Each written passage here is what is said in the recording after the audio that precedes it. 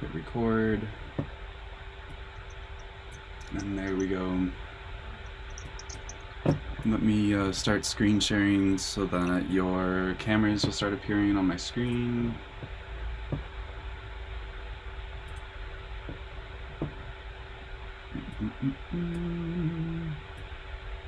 Is there it's Pierrot with 4 T's at the end? Is your No, actually, I you have a new think one? it might be updated to pre_brand. You rebranded to pre-brand? Yeah. Pre. Well, Nice. I'm yeah, that worked. So yeah. Oh, then you need to update your Twitch bio. Or sorry, your Twitter bio because it has the old one. Right. Thank you. I saw your hyphen debate, and I'm pretty squarely pro hyphen. Oh yeah. For the record, you know. That's cool. It's funny the Instagram poll, like the way it presents. This is only like the second time I've done it, and I had forgotten that it does it this way, or maybe it's new. But it was just jarring or confusing because as you go down it shows you who voted. It shows you the votes and who voted and what they voted for, first of all. And then you scroll down this list of the results, and it filters at the top of the page. It filters by the binary results, and so you're first presented with a feed of all of one vote. And so I'm scrolling through, and I'm like, wow, this is kind of uncanny that it's 50-50, but I'm seeing 15 in a row that are. Yeah. And then finally I realized I have to toggle between the two. And then once I realized that, it became interesting to see if there was a type of person and or just which one I wound up paying more attention to. And if I don't know if you were in there, but if you had been, I definitely would have. Both of you would have been like, yes. They had a double vote for them. Is there anything for me to learn? Was there something specific about the dash that you were? Oh, I have a dash in my name, so I'm biased. It's a pain in the ass when you fly sometimes because a lot of these systems will they don't like there to be strange punctuation in your name, and so I'll continually be stopped at the gate because they're like, "Is this you?" Yep. Okay, cool. This is the I think this is the most recent version of what I had drawn for the mark. Oh yeah, this is cool. It's very Arbok. Arbok? Arbokian. I don't know that reference. She's an artist. She does kind of like these tessellated sort of things. Taba. Yeah, Taba. Ben, I was showing you it as an inspiration for some of the generative stuff we were talking about a long time ago.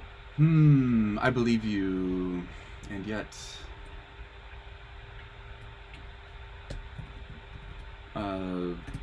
sorry to, well, I don't know, there's that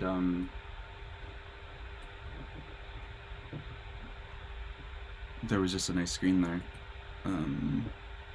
but I'm not sure if that's up yet or not. You might have better luck with Taba.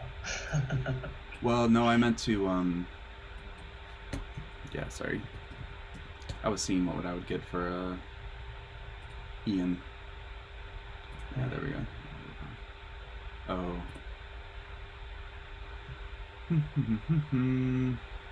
Okay, cool. Let me fix my Twitter bio. And then I think I did it. I think I put a tweet up, right?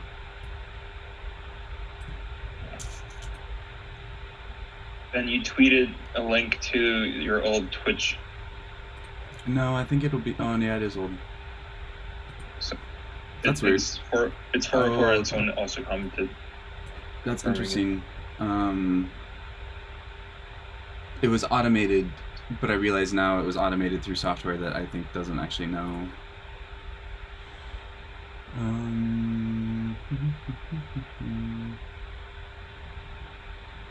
Right.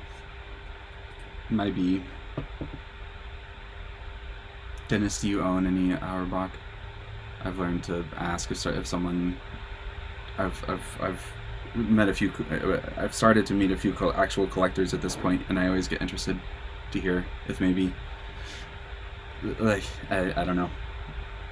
It seems like she's a good friend of my partner's, and she actually mentioned her to me initially.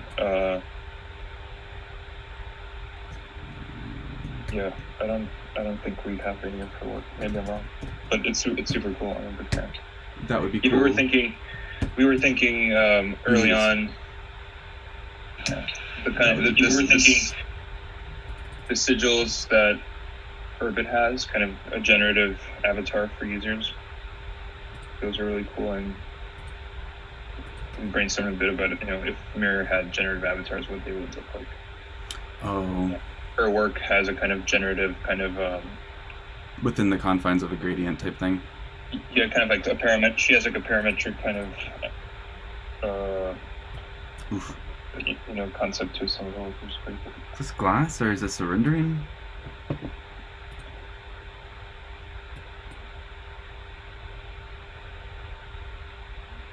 Borosilicate.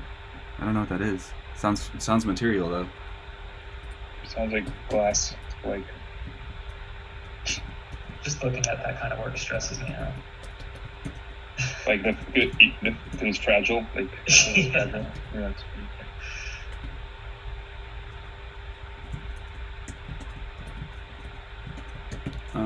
so I'm typing over here. Actually, I should just pull that over. I try and do that. I try and just show that too, I guess.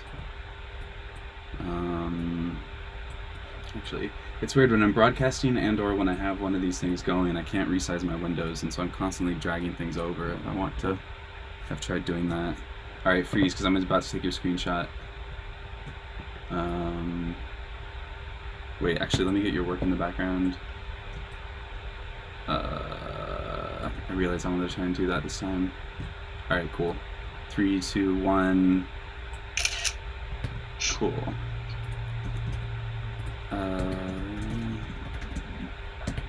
Man, I'm so glad I finally figured out how to spell your name on Twitter, Dennis. It actually caused me stress for a while. I was like, how the fuck can't I find literature on here? And then it made me feel dumb because I was like, why? Because I think I had tried to do like an I, but I had failed, and I'm not great at remembering names, as you may have noticed. I guess I'm spelling out your shtick again. Sorry, but maybe I don't want other people to suffer the way that I have. It's good. It's all you gotta fake it till you make it, even with your Twitter handle.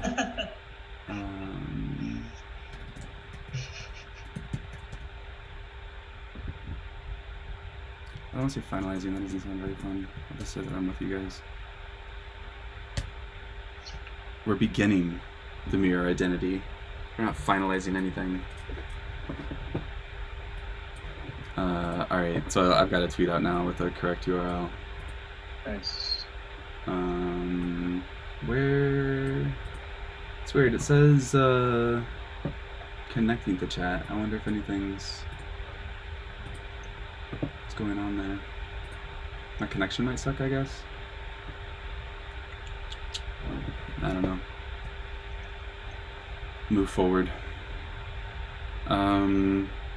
So what's up, guys? I think I just asked you a question, and then I kept talking. Well, I want to ask what's up, and then I guess I'm getting into presentation mode here, or like start mode. I'm thinking about talking through what our goals were,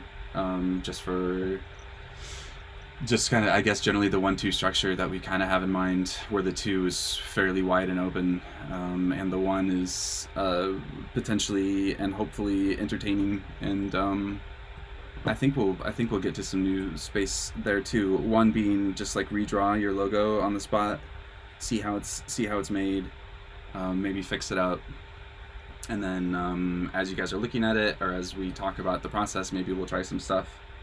And then once that's done, quote unquote, moving on to like general discussion and applications, and then maybe I won't even try and summarize that right now, and then I'll leave it at that. We've got today for a few hours, and we've got tomorrow for a bunch of hours. You guys are full of potential and cool things to show and talk about. I think the burning the logo is going to be a fun thing to explore. That might be like a succinct way of talking about what we are burning a logo as burning a token as logo is pretty wild, I guess, or interesting to have as a framework here at the beginning even. So I'll stop talking because I think I just did my job in terms of setting some sort of framework, and then get back to asking how you guys are doing. Dennis, you're in the general New York area, and John Kyle, you're on the West Coast still, right? Can't hear you, John Kyle. Oh, there you go. Wait, who's Grainboy? Is that Josh or something? Do we know who Grainboy is? Gramboy? Oh, Graham. Yeah, Graham's part of the Mirror team. Ah, cool. All right, he's coming in. And we've got Graham. Hi. Hey, man. Welcome to the party. Graham, I had just tried to summarize where they were geographically, and now here's you. If I were really cool, judging by your sunlight in your room, I would be like, and I feel like you are, but no, I'm not gonna try. How Oh, try it. No, that sounds fun. Absolutely not. You are on Earth. It is somewhere on the Western Hemisphere. Okay, cool. So where are you at, and how are you doing? Yeah, I feel like you could probably take a good guess. Yeah, I'm in San Francisco. One of the last remaining people in San Francisco. And yeah, I'm doing well, thanks. How are you? I'm great. Thank you. What's knocking? What is that sound? Oh, is that's definitely Slack. That's like the Slack. No. Oh, is it Slack? Yeah. Notifications off. That's right. I opened it back up to get you guys the URL. That's right. I have something that's not. I have some notification that I haven't quite pinpointed yet, and it drives me batty. I think it has to be Discord because that's just the newest addition to my diet, but I can't seem to track it back to any behavior. It's just like Discord is so noisy. It's like they want to make it like a game, you know. So it's like all kinds of inputs and sound and stuff.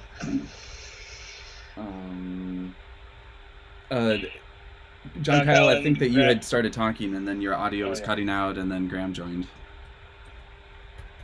Maybe you guys want to do like a 2-sentence intro for the audience. Whatever you want to say, do whatever you want. I can go for Graham. Yeah, that's good. We should introduce each other. That's great. Yeah. I like that. Yeah, so Graham accidentally ordered a 47-inch monitor earlier today. It was 43. It was 43. It was kind of like an existential moment, I think. Yeah. It brought up all these questions of like, what is human scale? Yeah. These sorts of things. Wait, what else? Accidentally, did you just roll with the accident? Are you keeping it, or is it? I don't. No, I try to cancel it. It may or may not work. But yeah, I don't know inches that well, so I don't like it's so intuitive to me. And then everything else was like sold out, like the 27, and then like the price difference between the two was like 10 or 20%. Like it wasn't that much. I was like, oh, it must be like a 10% bigger screen. That makes sense. So I didn't think much of it, and then I like measured it out with. So we broke these out. Yeah. But I think it was hilarious. Yeah, seeing the tape measure come out as a viewer. Like, that's 43. Right here is 43. Yeah. It's like no, that's not like. Yeah. So now we're using this as a way to measure scope in general now in our Zooms. Ben, so the big question is, what kind of monitor do you have? Me? I have my setup is poor. It's I just have a laptop, and then I have a fairly new 15-inch MacBook Pro that is a heap, and I can't stand it. And I have that, right there, just for reference. and I have that propped up on a bunch of books, and then I did just bring in a second monitor, but it is both small and inexpensive, and has a horrible refresh rate, but it's just specifically for this and like keeping track of chat and stuff. Otherwise, I've just learned to not use a second monitor or a big one. I don't love it. Eventually, I'd love to upgrade, but I can't get into chat. It's weird. I wonder if there's actually anything happening. Yes, hello. What's up, Sad Face? What's up, J Palm? And what's up, Class Nick? That was kind of old, sorry. I don't know what's going on with my software, but it doesn't want to connect to the chat. Is J Palm ZZ John Palmer ZZ? John Palmer ZZ. John Palmer, that sounds familiar. No, John. This is so weird. And yeah, and I can't refresh this because if I do, the whole thing crashes, or like the whole stream ends. So I don't know. I'll just keep the URL open, I guess.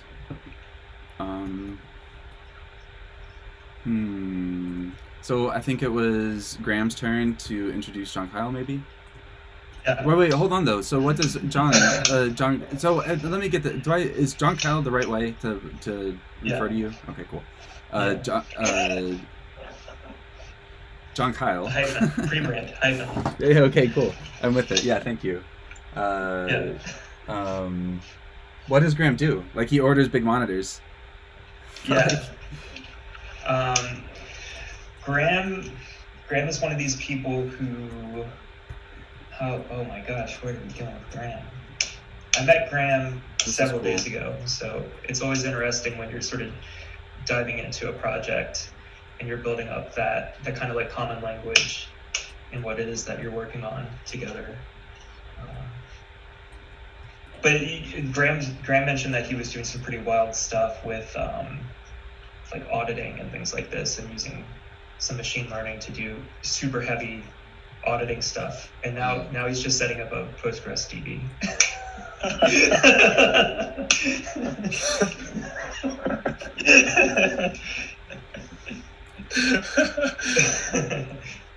That's exactly right.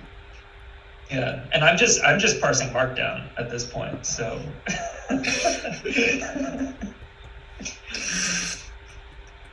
Yeah. John Kyle, JK, he's working on an open source Markdown editor.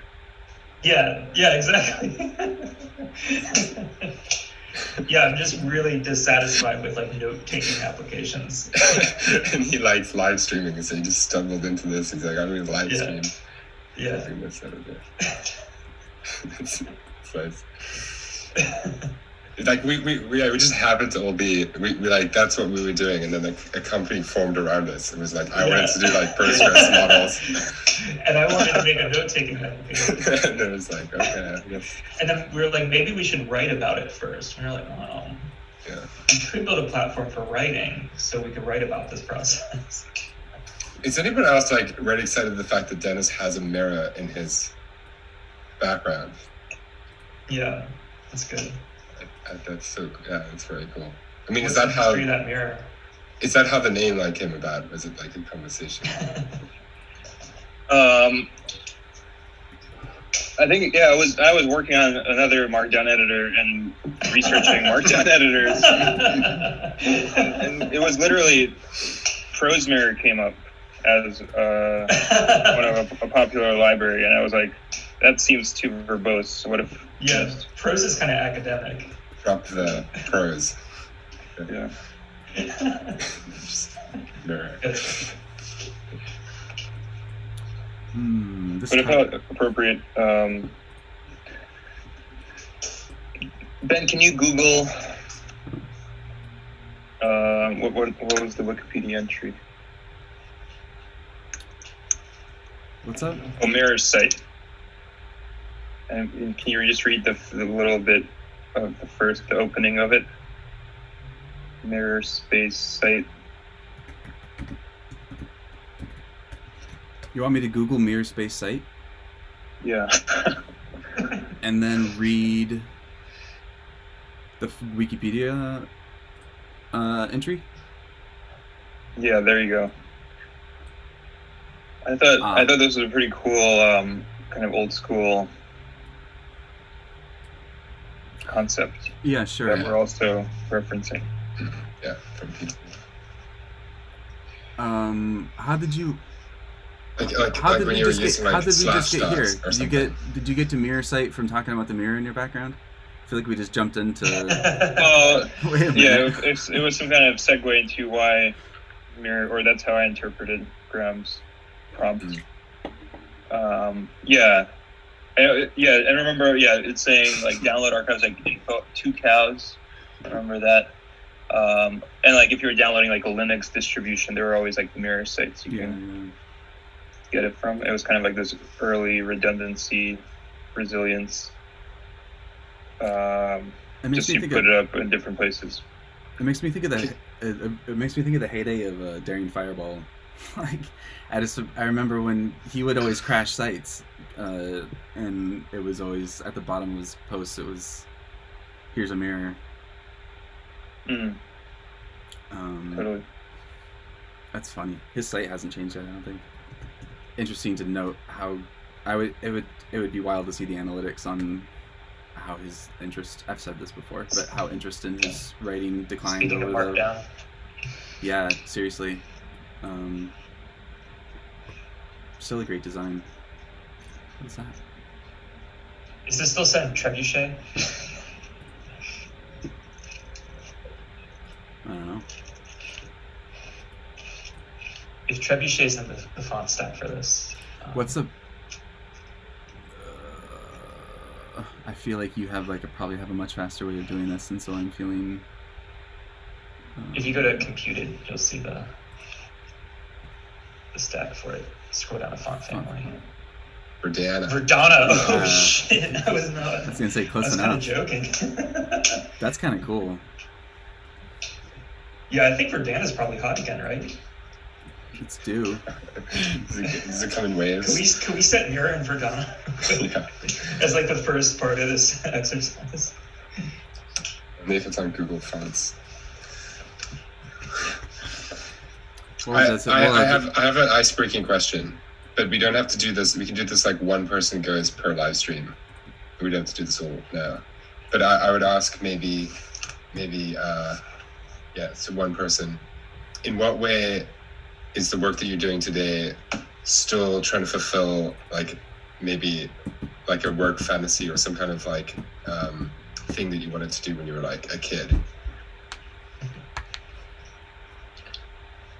Well, What is this prompt related to? Is it related to? Is this? You said icebreaker. Is this? Yeah, it's kind of an icebreaker. It's something that I kind of believe strongly. It's like, there are things, when you wanted to be like a fireman or something when you were already young, like we're all still like trying to get to the same kind of outcome, but maybe in like a different way.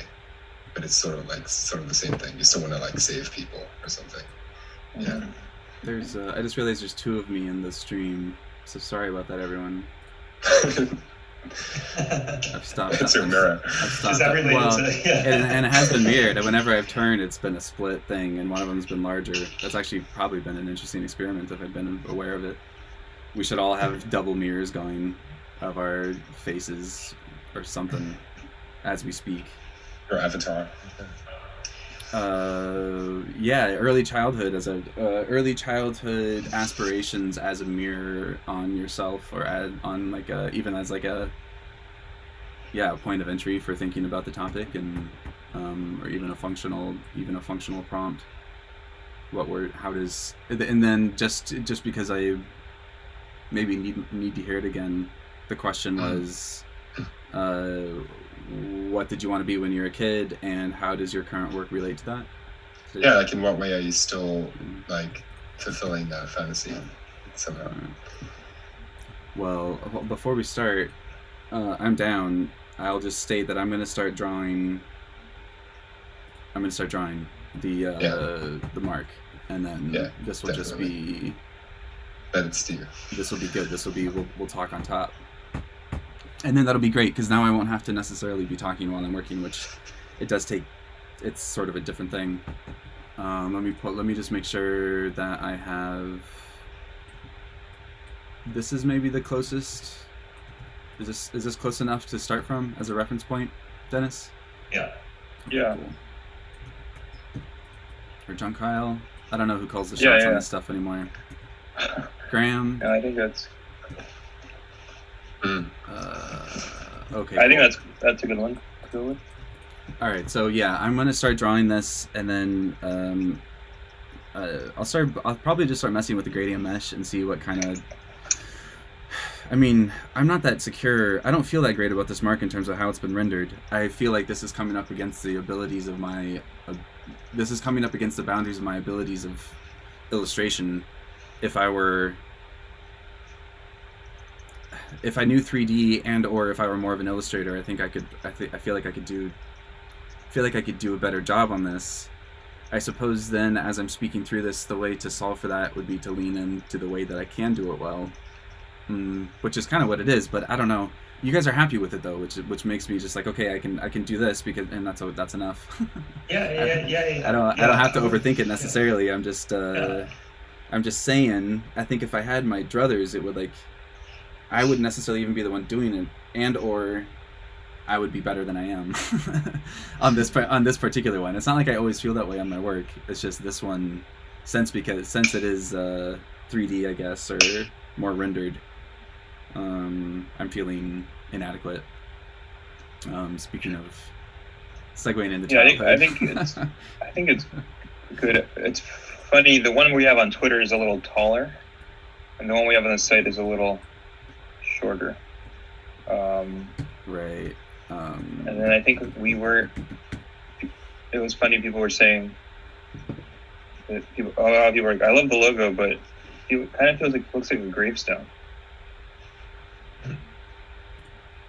And I think there's something with the aspect ratio of the stream. Is that possible? Oh yeah. That would be. That's like it's a little squished. Streamlabs is fine. It's Twitch, which I'll see if I can fix this or check it out. Yeah, you're right. It's squished. The aspect ratio is off. I will try and solve. Thank you.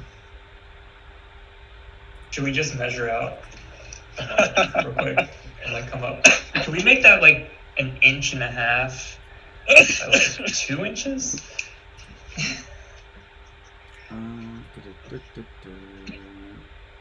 So, Dennis, I want to know what you wanted to be when you were a kid.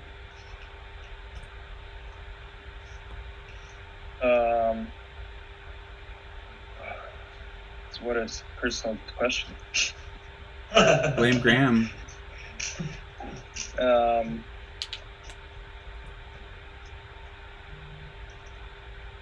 don't know. I was always interested in. Well, I think there's the immigrant story and growing up in Russia, and one thing about it was, well, it seemed like kind of in the 90s, post-communist Russia, there was an aspiration towards Western goods and Western technology, and kind of the economic story of top-down planning leading to kind of not a diversity of products in the marketplace, and people that were able to travel to Western Europe and West Germany saw all this awesome stuff, and there was this desire and kind of status through acquiring Western objects, like having a VCR or TV, but that also expressed itself in media which is there was like a huge scene of basically pirated VHS tapes, which later led to pirated software. And they were literally like, it was like a guy with a folding table had bootleg tapes, and usually it was like by the subway stops, because the subway system is also centrally planned, and like New York is like kind of, if you look up the subway map, it's a big mess, and Moscow is, you know, inspired by the layout of Paris, is radial. So you have like the Kremlin in the center of the city, and then you would have kind of like, you know, like spokes going to the center, and then there would be like some circular lines that connect everything, kind of like Paris. Anyway, so subway stations became kind of like where, you know, economic activity would coalesce, and obviously there was lots of foot traffic for people going, you know, traveling, moving around the city. So if you were selling bootleg VHS tapes, you would do it in front of the subway at a table. But there's this kind of amazing cultural phenomenon. Obviously, Hollywood was producing, you know, the most high budget movies, and you know, Hollywood obviously like figured out like universal themes of like, you know, action movies and like romance and comedies and, you know, like stuff blowing up, but basically that was interesting in any language. But the problem was there was no kind of like industry or, you know, copyright compliant system to have like legitimate distribution of like American movies in Russia. So there was like a bottoms up grassroots culture, or basically dubbing was kind of DIY. And anyway, the reason I'm going into this was, well, there's just kind of, it's kind of like this emergent media. You can make the argument that it's kind of like protocol enabled, where like VHS was kind of a standard, you know, someone could buy a bunch of empty cassettes and then like bootleg movies. But there was also this interesting thing where there was like one notorious translator, like one guy who had like a TV background, who had a very deep voice, but he dubbed every single movie and every single role. So imagine like, we had like 10 VHS tapes at home, and like one of them was like Dumb and Dumber, and it became like, it was no longer Jim Carrey and, you know, whatever, Jeff Bridges, not Jeff Bridges, what's that guy's name? Anyway, it was no longer those actors. It was like kind of this like funny mirror of this Russian guy writing the translation and then dubbing all the characters in the same deep voice, even like the female roles. So, you know, you as a Russian, you would fall in love with these movies, but they were kind of like a bizarro world, parallel universe version of them. But anyway, to me, a lot of what I was exposed to before coming to America is like, I think mostly the aesthetic. I mean, there's obviously, you know, scenes of New York, but like LA and like Terminator 2, the way LA looked. I mean, something to me, anyway, and getting back to Graham's question of like aspiration, as a kid, I think like movie magic and like making movies was something fascinating to me. And to me, it was both kind of the complexity and like, you know, the amount of people it takes to make like a high production movie, but also the reach like a successful Hollywood movie had in terms of distribution. And again, like the beauty of Terminator 2, it's like there's no, it's like it's universal, right? It's like there's nothing kind of culture, although it's like American culture, it's about like whatever, love and explosions basically, and, you know, any culture can understand that. And something about like the universal reach of that was really inspiring to me. And yeah, I would, and yeah, and then I just watched the new what's his name, the David Fincher Mank, about this the guy that wrote Citizen Kane, which is surprisingly quite good. Anyway, I was looking into a bit about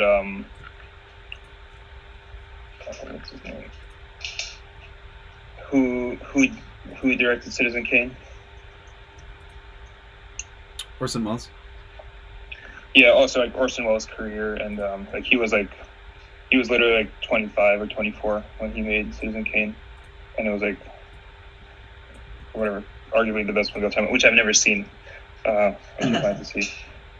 Anyway, the short answer is Hollywood was very interesting as a industry medium, its reach, its universality, and then and the personal story there is kind of like even like bootleg culture took it everywhere. But yeah, I guess the last thing to say on bootleg culture, it's interesting that the whole story, and this is a little bit of a tangent, of like pirated software.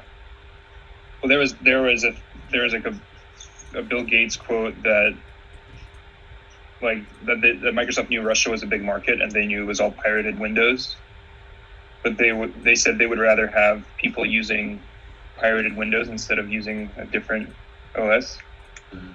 So they were okay with it, and just kind of stories of like all these like Russian kids and Russian designer like John Kyle, our friend Vadik from Lot, like this whole generation of designers came up on like pirated Photoshop, pirated Illustrator. Mhm. And if they didn't have that, like they wouldn't have learned these skills. That is a pretty fascinating part of like piracy culture. And I'll end that rant there. Yeah, that was awesome. That was great.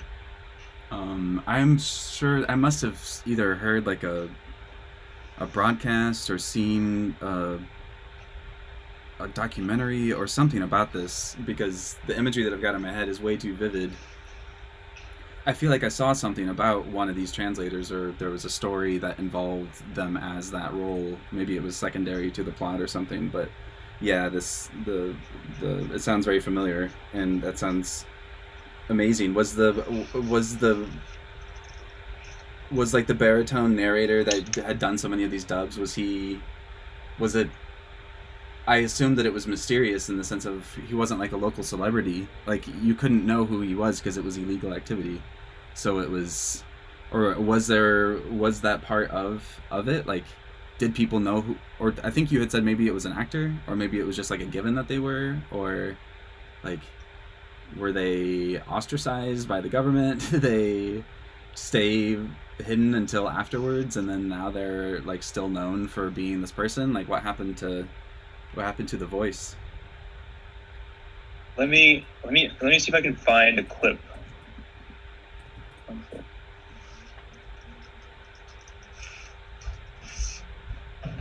I do have a good friend from Belarus who has a favorite author from there who has fed me a few books to read, and I think maybe I'm thinking of one of the books, or maybe one of the subplots is about something like this. So for just to cut in a little bit, one of the things that's going on with the current Mirror logo that we like is just it's essentially just like this neutral cloudy state. It's sort of this like milky silver nitrate thing, and I can either like do more of that, or I can try and just do this exactly, or I mean, you can see it's just a gradient mesh, and I can add detail and add tonality. I think that like this almost hints towards something where it's like the form is the mark in the way, and like what the mark reflects is like variable. It's like depending upon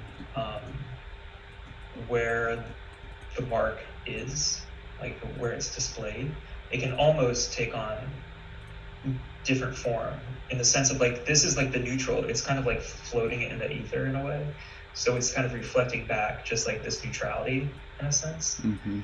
But if you were to have it in like a different environment, then you would assume that like it could reflect something else. Like the mark isn't so much like the sort of the surface as much as it is the form, and then the surface is like this malleable kind of thing that takes on different qualities and properties depending upon environment. Or at least that's my interpretation of it when I look at it. Is it's less so like I think that the sort of gradient mesh thing is like a fixed kind of permanent thing on the mark, as much as it is reflecting just what happens to not be around it otherwise. just had Pylon. This is a Pylon ask if this is a collaborative Figma or just one-way vibing. I think for now, I don't know if or when we'll get to Figma or like an open Figma. I think when we're talking about like burning it and such, it would be cool to start getting into ideas for that. But yeah. For now, we're just talking. Yeah, interesting. I'm with it. So in that case, then, I'm wondering if we might try and imagine some of the contexts in which we would find it. Like it could be one of those. It's almost like, what is it, like the View television where it displays a complementary hue behind the TV as as the movie is playing. Yeah, that kind of thing. Yeah, totally. I mean, I thought that like monolith thing was fucking incredible in the sense of like you can almost like the images of like the monolith. Like there's the one that popped up in like the desert, and it like had a certain sort of like visual property to it because it was like in this canyon, and then like another one pops up on the other side of the planet, and it's like the surface looks a bit different because of like the environment that one is in. That's almost how I imagine this thing as existing, where it's like it's like the Philip Hue kind of thing is a way of thinking about it too, where it's more of like this, it takes on like these ambient properties of like wherever it happens to be displayed.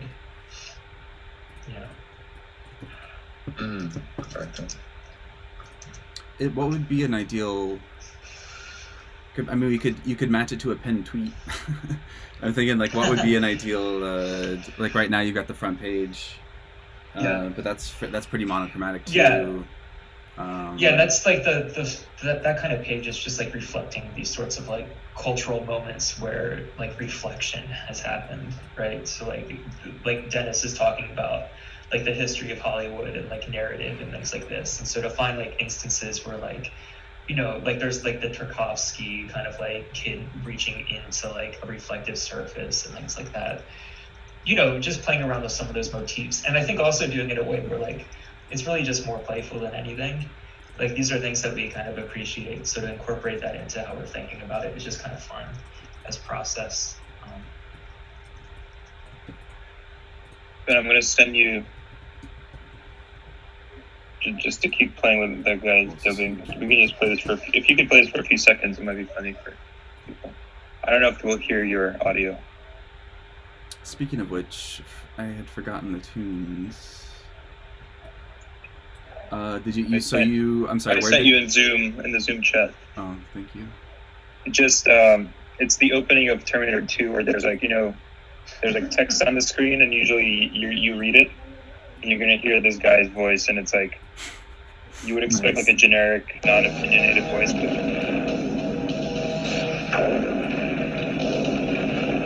И восстали машины из пепла ядерного огня. И пошла война на уничтожение человечества, и шла она десятилетия. Но последнее сражение состоится не в будущем.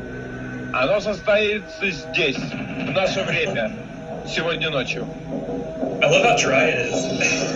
Арнольд Шварценеггер. And he did like every single blockbuster. Linda Hamilton. Oh yeah, and then reading the American names in this original accent is so funny. Лэнс Хенриксон. И Пол Уинфилд в роли лейтенанта Трекслера. Oh man, memories. Anyway, you can kill it. I'm into it. And then there would be like, clandestine parties when a new one came out, right? And like all the apartment block would come over to a single person's house and watch the latest VHS. I bet, yeah, it's so interesting, yeah, and the whole like, even like the Beatles were banned, and you can hear also in like Russian pop music. My bad. The Beatles were a band, and yeah, it would take there would be like an 8-year delay on like the sound. Hearing a lot of static. Yeah, I think your fan is spinning up, Ben, if you have headphones and a mic or something like that. It would just be. I'm gonna probably have a ton of windows open, or too many. Let me close some stuff.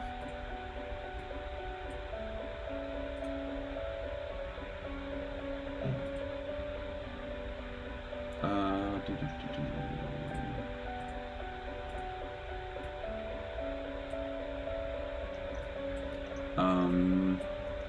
Is it that bad? You guys can't like.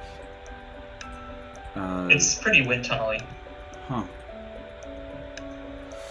One of my projects for the holiday is to get my mic working and set up so that I can actually get audio correctly. I got this great mic sitting here, but I never figured out how to include it with your audio in a way that made any sense. Basically feed my own computer audio back into itself. I do have apps for that now, but it's still not working.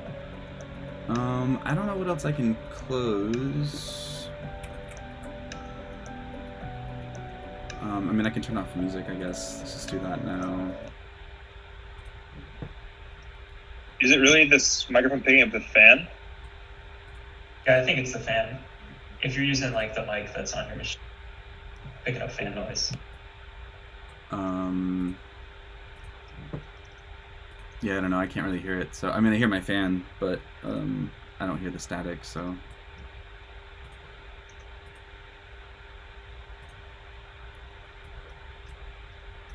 I did have too much stuff open. It just got better. Whatever just happened. Yeah, it turned on. Wasn't me. Like Check this out though. Now that I'm closing windows. Super into the shirt. And then hold on, this one's cool too.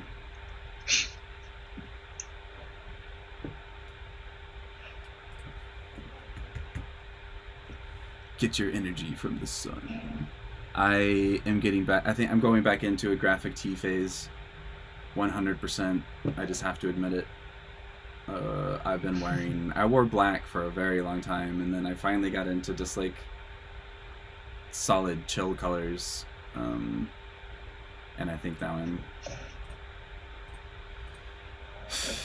I'm back completely. Sorry about that. It sounds like the audio's better.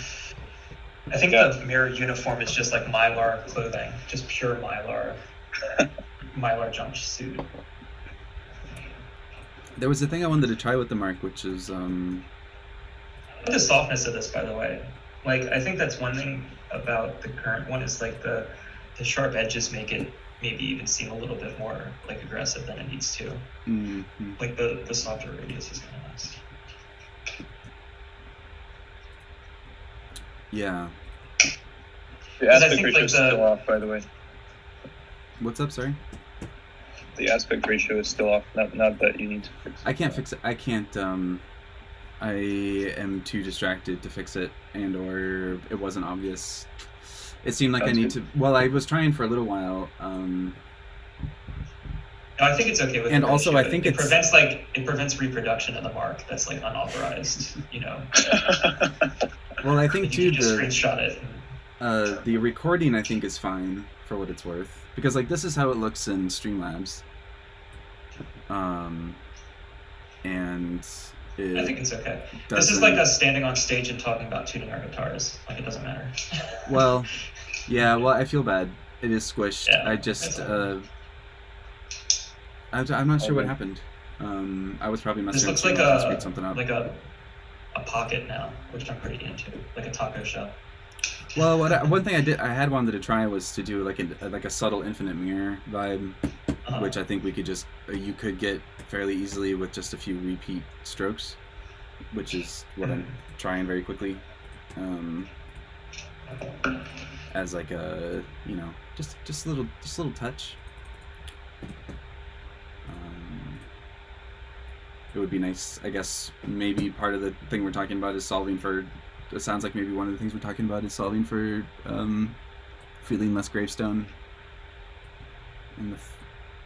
Well, I think the gravestone was cool. I think it was just funny. People were bringing up as if it's a problem, but it felt like part of the notion of your ideas living forever and kind of eternity, and also kind of accepting mortality, but kind of having fun with it. It's totally perfect. Yeah, I don't think we have to like be concerned about it. No, it was I was just Yeah, exactly. It's like the Completely. interpretation is part of what's fun about it. Well, yeah, I guess my take there was just it's not so much that you're trying to lose the reference as much as you're gonna have it anyway with this shape, so it's potentially like, I mean, even if it is death, in this case, it's like treating it either maybe more playfully or more softly.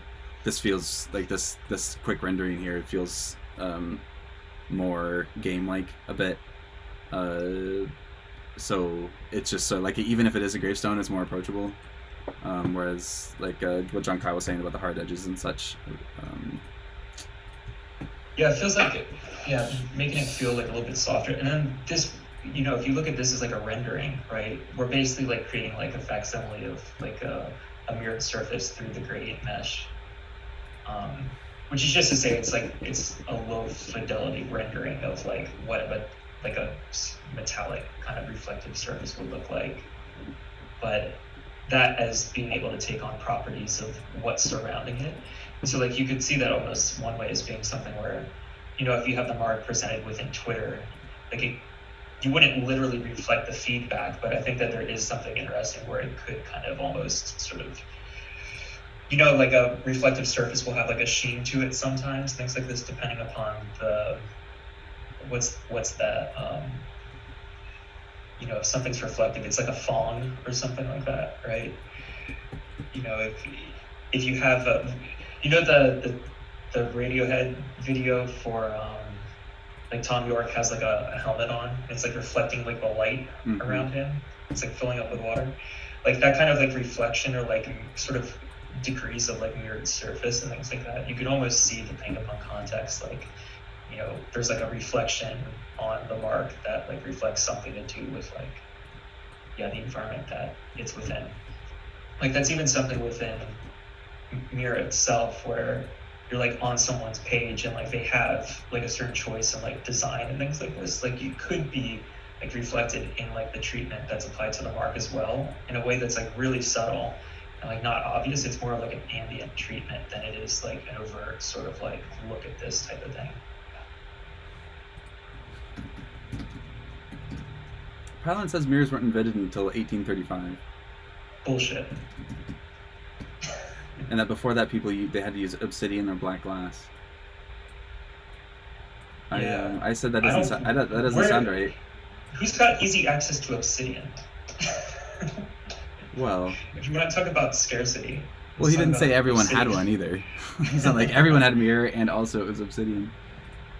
There was like there's this place in Oregon called Obsidian Falls, and you can walk into there. It's about like it's a decent distance from like where you can actually kind of like park, but it's easier than starting at the Mexican border and walking north, which is how I got there. But it's crazy because the entire ground is like a mirrored surface. Like it's literally glass, like black glass, and you're walking around on it, and there's shards of it everywhere. It's like super wild. And it's like that for a decent surface area too, where like, everything that you see is like a reflective surface, but it's like entirely natural. It's super wild.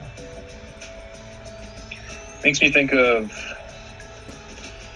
early writing and like, tablets and cuneiform and all of that, which I'm certainly no expert on. But how does like the geological surroundings, would writing have been invented if you were like in a super wet environment? You know what I mean? Everything's less convenient in a wet environment, so I would say no. but isn't that just that kind of not coincidence, but circumstance, like giving you the materials necessary to kind of come up with writing? It's just so wild. Yeah.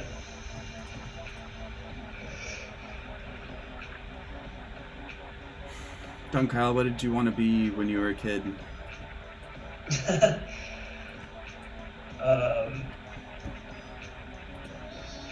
If I had to nail it down to something, I would say a pilot. I remember being really young. We lived in Texas, and it was my father's like a music producer and engineer, and at that time he was like a touring musician, and so he would go out on the road for like a month at a time, and it was just my mother and I.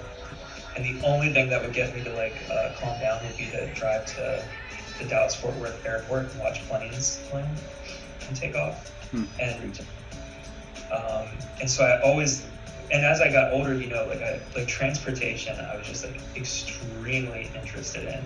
You know, I could sit there and watch planes forever, and then that led into, you know, we got an internet connection super early on, like early relative, just like my age. It's like I was 6 or something like that when we got like a connection. And then I started to like learn about flying, you know, and things like that. And I got really into like systems engineering, right? It's like how like the mechanics behind flight, as well as like operations, like air traffic control. Like it was amazing to me that there was like this language that people use to be able to like communicate while they're in the sky. Like this shit is kind of crazy when you frame it certain ways. So I was really interested in that, and I stopped going to school when I was 10. And I started to, so there was no curriculum or anything like this. And we were living in the middle of nowhere in central Pennsylvania, in like the woods, basically. And so the only way that I had to like, you know, like the browser window was like literally my window into the world in a way, because there was nothing else around. And I got connected to this like flight simulator culture. And that was like this sort of form of like escapism where I could learn about these things, but it was entirely virtual. But it was like a simulation of the entire planet, right? So it's not like fake. It's like it's virtualization of places that physically exist. And I got super into this. And then there's like this whole culture of like virtual airlines. And so I started to like get into my first freelance project. I was like 11, I think, and I designed a HPBB for a virtual airline that was based out of Singapore, and they had no idea who I was or like how old I was, and it was just totally fucking amazing. And then I started to do some flying and things like that, but I was too young to solo, and then you know, this. You took flying lessons? Yeah. And I was really into it. Do you have a license? I don't. No, it's like it's been like a start-stop kind of thing for me. But anyway, but part of the reason behind that is because around that age, like 14 or so, I met someone who did like, he like shuttled planes around. And I would go on flights with him to like these places, and we would just talk about flying. And he had flown commercially for years. And I remember him telling me, like, if you really enjoy flying, never become a pilot, because it's like, it sucks the soul out of it. You're basically like a taxi cab driver, you know, and all of it's automated in this way where like you start up the plane and then you program the FMC. And like once the FMC is programmed and like you fly like the first little bit, you take off and like 30 feet in the air, you press a button, and you don't press that button until like 30 feet above the ground when you land. The rest of it is like purely automated, which I think is like also really interesting within the history of like, you know, like automation and things like this and like labor and blah, blah, blah. But basically that killed any motivation I had to want to become a pilot. And so I was playing music and things like this and started touring as a musician when I was pretty young.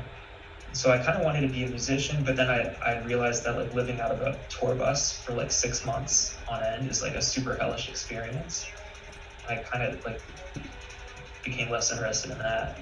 But I was still like doing design and things like that, and programming shit, just because I've never been interested in programming, but I like making things. I like building shit. And at a certain point in time, if you wanted to build shit, you would get a shovel and start digging a hole. But like, you know, when you grow up in a place that's like zoned and things like this, you can't just do that, you know. But you can start programming and make shit appear on a screen, and like that's interesting. So anyway, like I never really had like a sort of singular like this is what I want to be or do. It's always been more like interest based, and like, you know, so for a while it was like I wanted to be like a pilot. For a while I wanted to be like a musician, you know. But I think ultimately it's less about like discipline, and it's more about just like what you were saying, Dennis, almost about like filmmaking. It's like you have like this understanding of like what a world could be, and you basically just do whatever's necessary to build that world. And so like because of the internet was like such like a crucial part of how I I didn't go to school and things like that, you know, but like all the knowledge I ever wanted was on the internet.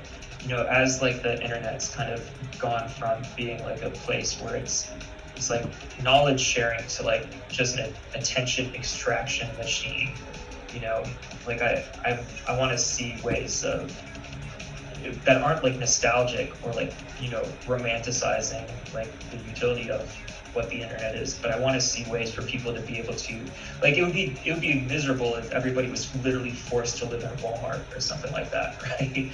Like, you want it to be like somewhat, you want there to be more room for possibility and like expression than just like, you know, that type of, like, and that's kind of what platforms feel like today is living inside of a Walmart.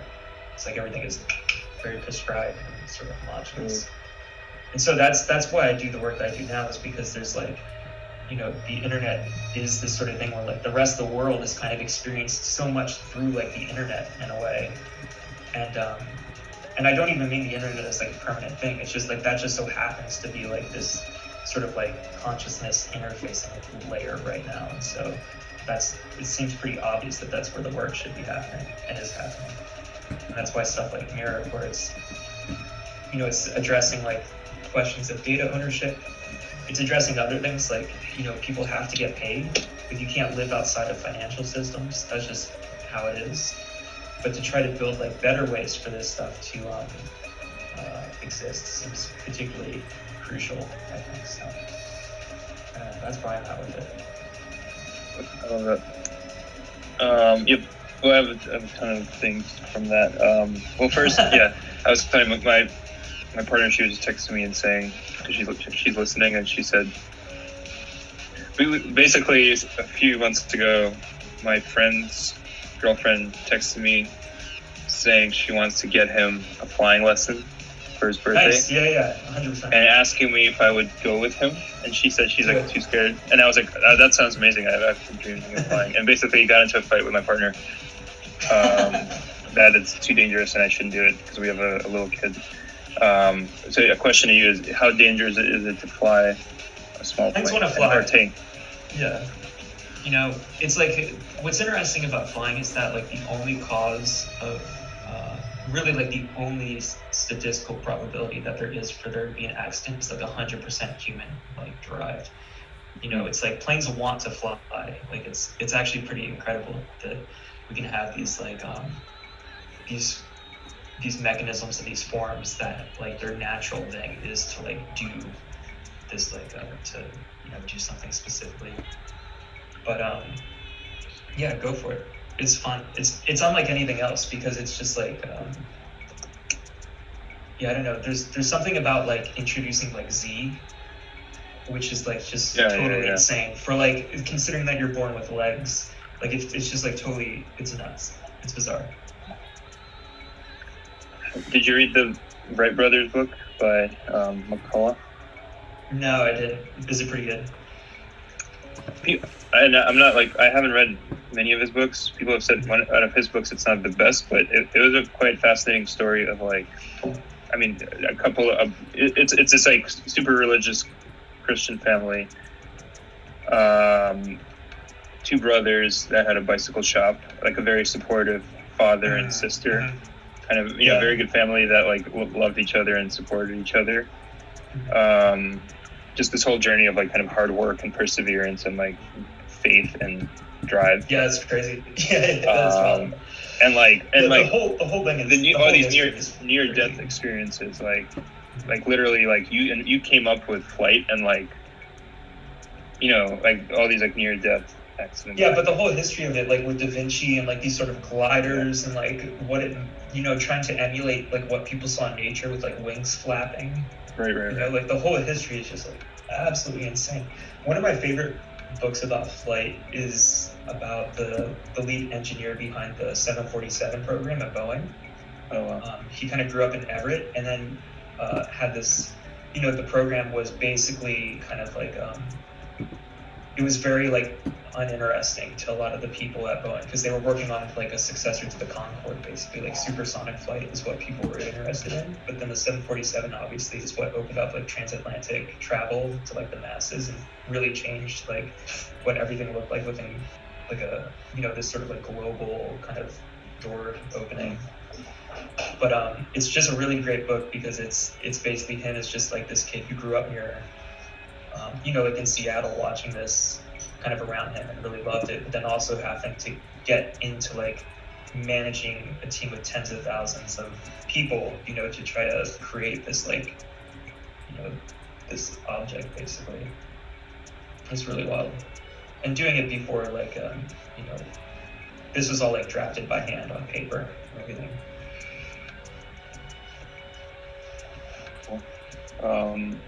And Ben, we talked about Mirror World. Remember that book?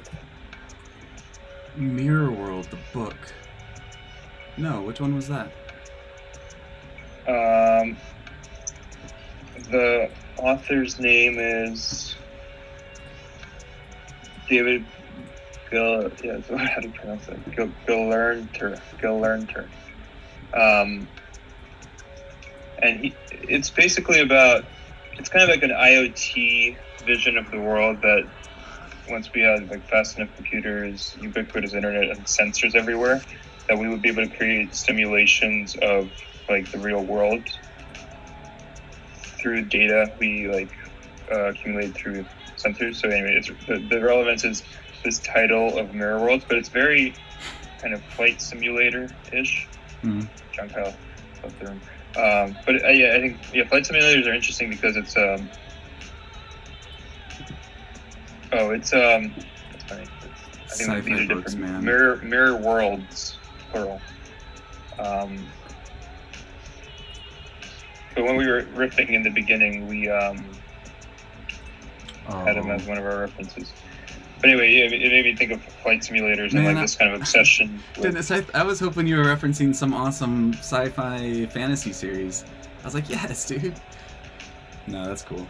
You had me all in the. I thought I was gonna enter into a world that was driven by like these mirrored. Like if you were telling me that this was gonna be like data driven, I was gonna be like, okay, that actually sounds pretty rad. And also, it's not as though sci-fi books don't have the worst possible covers in general. I'm actually pretty into this one, Tad Williams' Mirror World.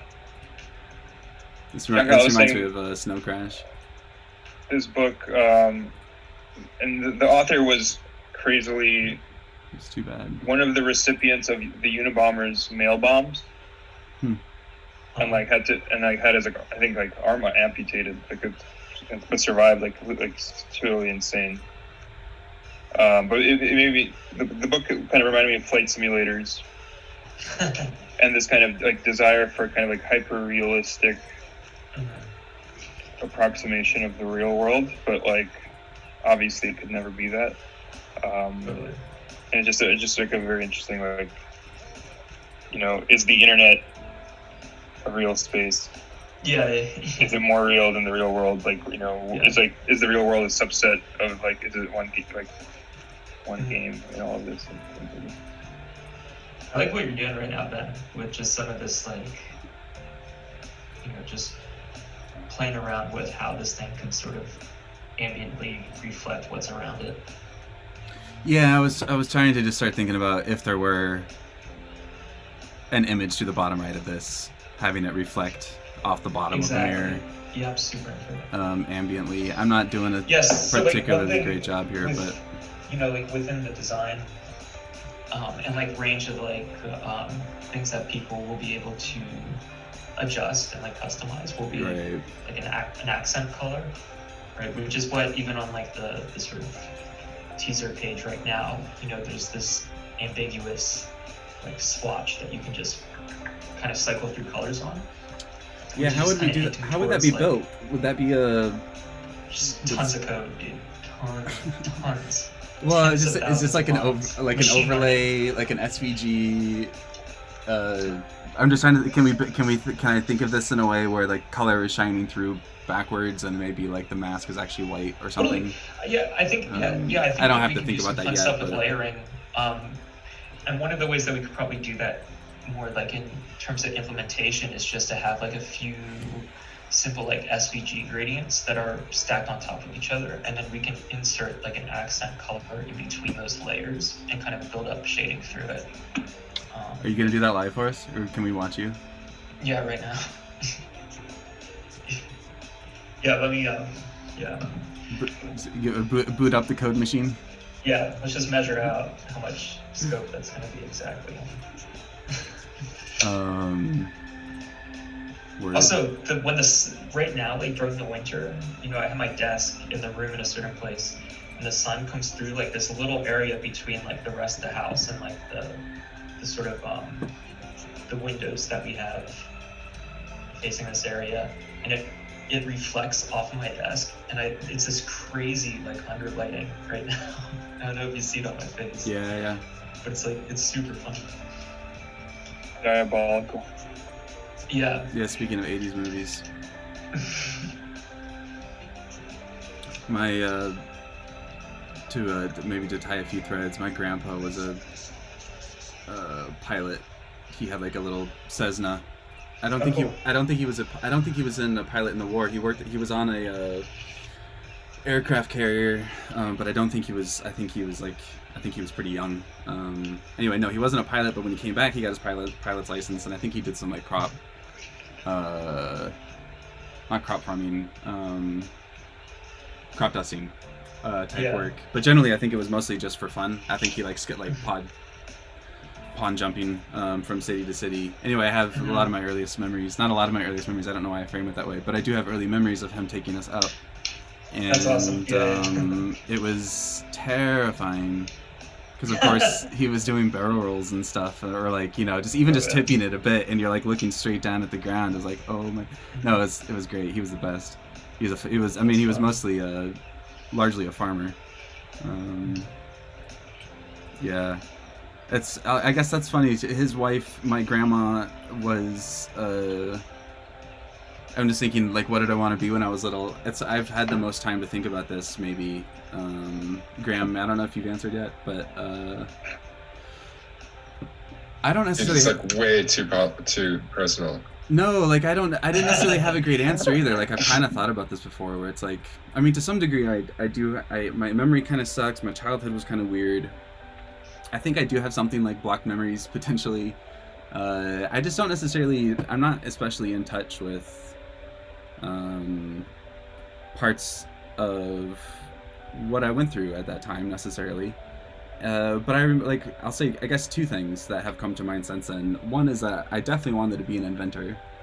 And I have thought before that the degree, like, if my childhood self met myself now, and I could tell him what kind of work I did, I think he would, at the very least, I think he would be fairly excited to know that I do a fair amount of that kind of work and thinking. Like, that is cool. Like, I do enjoy inventing things. I've talked about this on the stream before. Like, we don't use the word invent. Like, mostly we use, like, I'm a founder, or co-founder or whatever. But I think a lot of us are inventing things, and we just don't really call ourselves inventors. But I do identify with it. Like, when I see an inventor in a movie, or like when my kids are reading a book about an inventor or something, I'm always like, yeah. Like, it does hit me in the gut before I even recognize that I'm rooting for the person or something. I wonder if that's like status driven, you know, like there's a certain status around being a founder that I don't think is conferred to inventor. Like, inventor is like, there's something like non-economical. I don't know. I mean, I'm curious, like, what the other folks in this call think about that too. But like, to me, when I think of inventor, I think of somebody who's more of a scientist, whereas I think founder, I think more of it's colored by my own interpretations of that. But I think that the popular conception is Silicon Valley, and there's a lot more like wealth associated with that versus like a scientist, for example. Yeah, I mean, to me, scientist is generous. I would say inventor to me has more of like a nutty professor, like a nutty professor vibe, and or just like you're aloof. I think you're much more likely to be successes don't call themselves inventors. Like, if you're still an inventor, I think you're maybe inherently a failure. Like, if you're still inventing, then one hasn't taken off potentially, or something to that effect. It's like maybe the pupa stage of a certain role. I don't know. Certainly the economic status it would have to have something to do with it. Maybe it's the same thing where it's like you're an inventor until you're a founder, until you've gotten funding for your idea, like Shark Tank style or something. Yeah, exactly. So what's the difference between an inventor and a founder? Well, like a founder has a company and an inventor has like an invention, like an idea.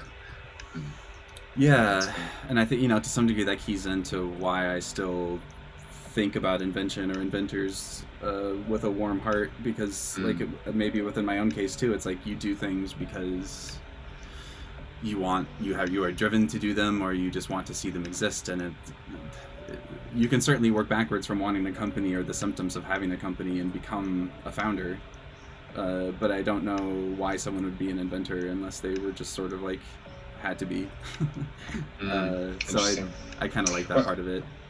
Well, okay. Well, I guess there's a lot more to it. Like also a founder or like a company is a network, and invention is an idea. So it's just sort of like another. Yeah, for sure. Yeah. Makes me think of Tesla versus Edison. Mm.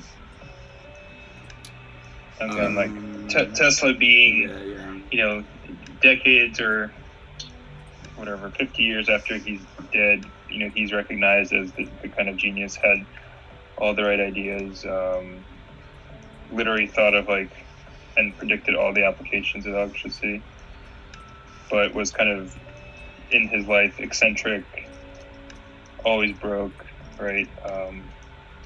Worked for Edison because he needed a job, and Edison kind of abused him.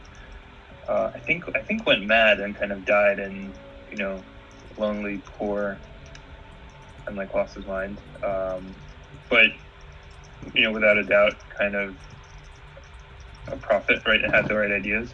And then Edison, right? Did he really invent the light bulb? There were 100 similar designs by other people before him, but then who brought it to market and had the relationships with the Vanderbilts and stuff to have funding and build companies and distribution to actually kind of scale it up, right? And then I don't know. There's obviously kind of two sides of it, which is the original person doesn't get credit where it's due, and then the capitalist comes in and profits off of it, off others' ideas. But then the flip side is it's about bringing it to the masses, right? And it's also the Xerox PARC versus Apple, right? They also had all the ideas, but then kind of they weren't configured or packaged in the way to bring them to the mainstream. And then a story that Steve Jobs came in and just stole everything and then sold it, and they didn't. I don't know. What do you guys think? Yeah, I think history is generally messier than how we understand it in retrospect. That's kind of a reductionistic way of thinking about it, maybe. And that also the distinctions between these things are way less binary. There's so much room in between these things for the nuance in a way. To say the inventor versus founder kind of thing. There's a lot of room to play with the in between, I think. Yeah, there's such a canonical example with Woz and Jobs. Maybe I would propose that's where you can make a very nice differentiation between the two. Woz was clearly an inventor, is in his younger days, and Jobs was building a company, not really inventing. That's a nice one where it's very clear. But I would agree, probably in most cases it's sort of in between.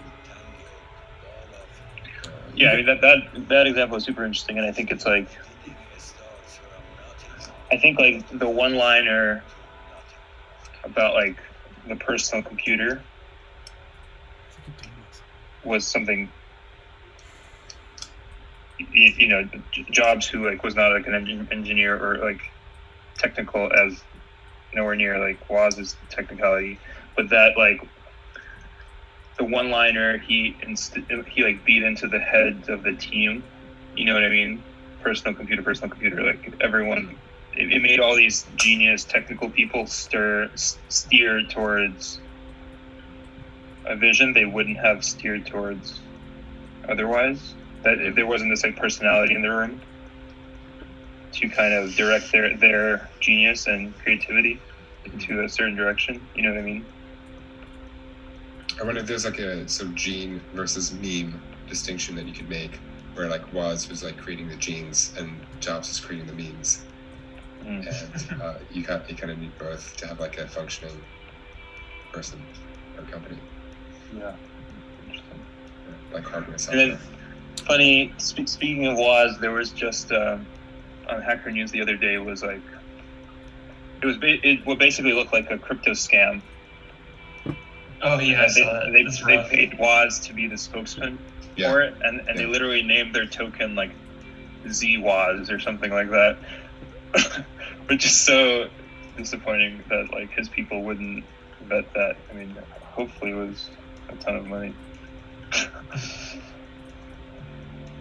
Yeah. For a while I was following him on Swarm and just like clicking his check-ins, and they were like pretty disappointing. It's a lot like, I don't know, I don't want to be, but like, an Outback steakhouse or something. It's like every day. It's like Just a regular guy. Yeah, it's shaking a his regular- Outback. yeah. But I read his little like memoir. There will I be no Was, knocking or of something. Outback Steakhouse in this channel. What's that? Just kidding. I said there will be no knocking of Outback Steakhouse in this. Yeah. this channel. I didn't mean to be offensive. I'm just my kid loves the bloomin' onion, all about it. Can't eat.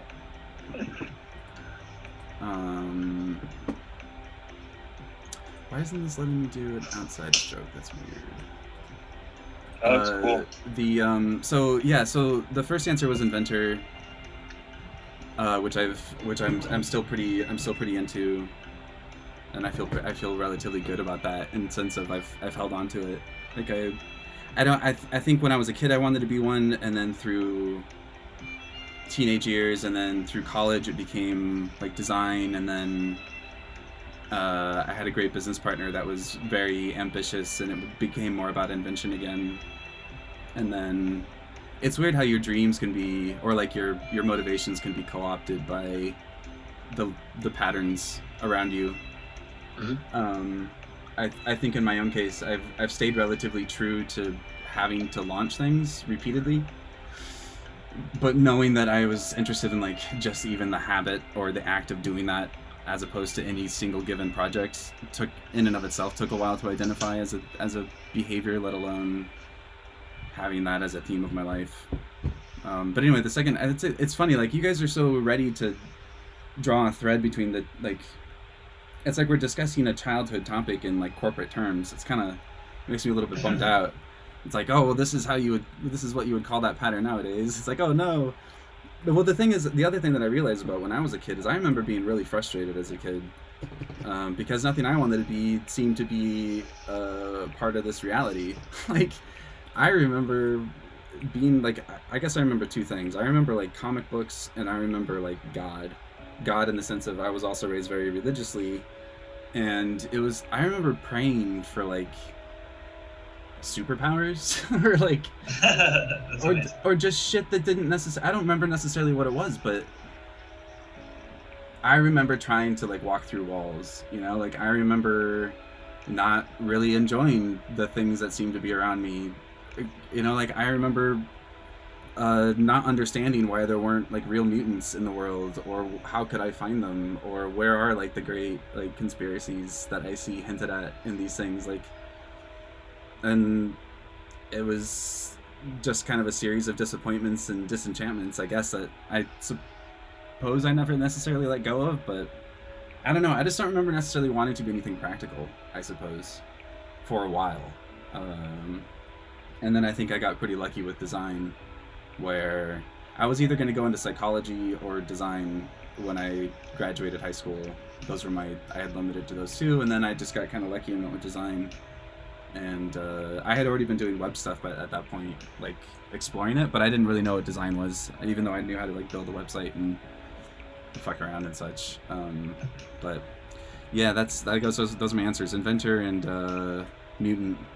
mutant who could fly, that could shoot razors out of my wings, and also I don't know, Professor Xavier style, read minds, control people. Definitely. Yeah. Being really pissed off why prayers weren't being answered. Like very just like not mystical necessarily, but certainly like a lot of what you expected from life being defined by the things that now feel so nonsensical or seem nonsensical to what we're expected to talk about, I suppose. Yeah. That's what I got. So John Kyle, these styles are kind of cool. It's interesting though. I'm not sure how I would reverse engineer these into a system. Yeah, I've got some ideas. Yeah, I'm sure you do. That's kind of why I'm talking about it. Like, are you like, what would you would you do? Maybe like a 3-color system? Would you maybe? I think I'm kind of toying with like, there's always a glare that is maybe tinged by a primary color, so it's like a pink glare versus a, you know, etc. And then maybe two colors interplaying in the mesh. But that's kind of cheating because there's a few, like even here it looks like blue and green, but there's actually purple.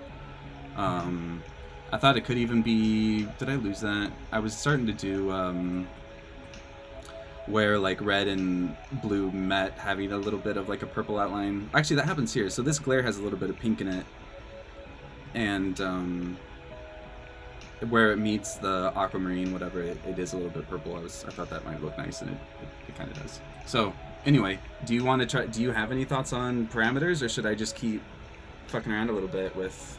I think it's cool to keep being a little bit like exploratory with this. We don't need to get super defined on it, but I do think that within like the system that we have going on, that using like a single color would probably fit better within that system, and how the mark lives like in different surfaces around the application, because like the sort of like single accent type of thing,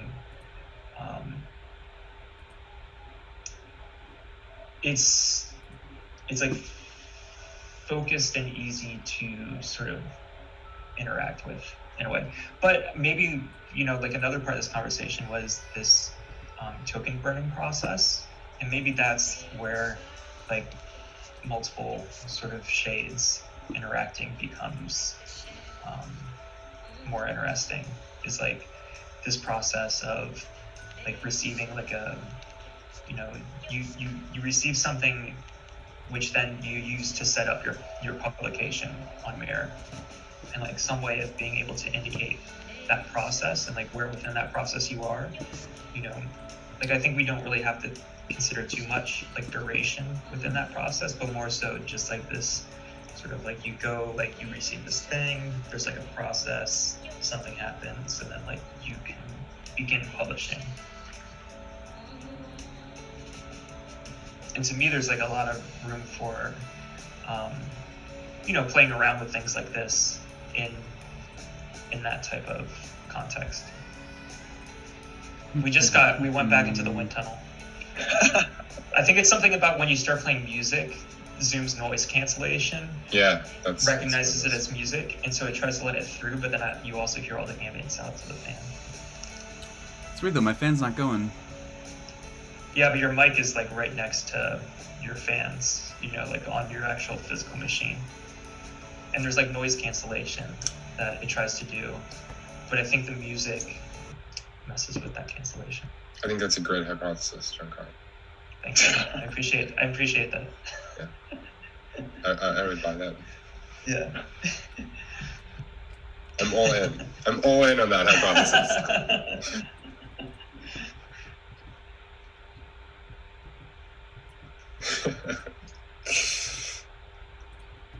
What a great team. That was a really tender moment.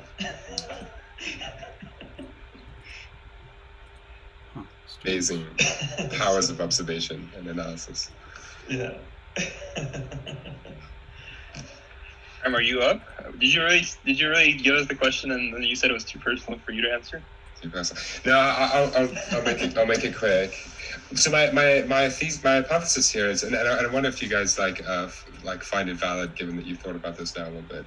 My hypothesis is like you kind of have a core desire, and then as Ben said, like it kind of gets co-opted by like your environment, like the opportunities or like biases like in your environment. So my example would be like I grew up and my uncle played cricket for South Africa. So cricket's a sport and he was like a celebrity. And so everyone wanted me to do that too. But my fantasy, given that context, was I always wanted to be on this like underdog team and do really well, and then like come up against like the incumbents, and then like the team does really well, and it's like awesome, we have a good time, and like we somehow like surprise everyone by like going up against the odds and like doing well. And I realized, you know, like maybe like 2 years ago, it's like I've just been doing these startups, you know, like joining these startups and like working really hard on engineering and stuff like that. And I was like, damn, I'm like playing out this fantasy just in the startup technology world, rather than like in sports. And it's somehow like, yeah, I like crossed over because like that was like just more suited to me, you know. Yeah, for sure. Did you play cricket? Yeah, I did. I was pretty good, but I'm glad I stopped because I think if you're not in like the top 20 in the country or something, it's just not. You just shouldn't be doing it. You know. I've got terrible news for you with startups, man. Yeah, no, but I'm actually like I mean, at least with startups, like you can actually make a lot of progress, and then by the time like when you're older, you can actually still be very good. Like you can be at the top of your game when you're like, you know, it has the longevity. Whereas like sports, it's like you actually can't compound for like a very long time because it's you actually get worse. That's fascinating. Cricket, huh? I'm like Googling just to make sure I'm got the right sport. I in South Africa, I played cricket and hockey. I think my mom didn't want me to play rugby because it was a little too dangerous. Which, yeah. That's fascinating. I joined a roller hockey league, and on the first day I broke my leg. It was amazing. Wait, when was that? That wasn't like last month, was it? No, I was like 13 or something. And I think, yeah, well, it was amazing. It was like a fracture that, and I had to like, I got a cast, like full leg cast that I had to like stay home from school. It was ridiculous. But yeah, I definitely like also had like a history of that when I was younger. Also, like within this sort of like interest in flight thing, I think like the first like big injury I sustained was I was maybe 3 years old, and I piled a bunch of pillows at the bottom of a flight of stairs, like 20 stairs leading to a basement. And I went to the top and I just ran as fast as I could and jumped like down the flight of stairs into the pillows, and I smacked my ankle against a brick and fractured it. And I remember being really frustrated because, you know, we went to the emergency room, and I remember somebody walking by with crutches, and I thought that was like pretty sick actually, like this sort of like aided kind of like, you know. And then they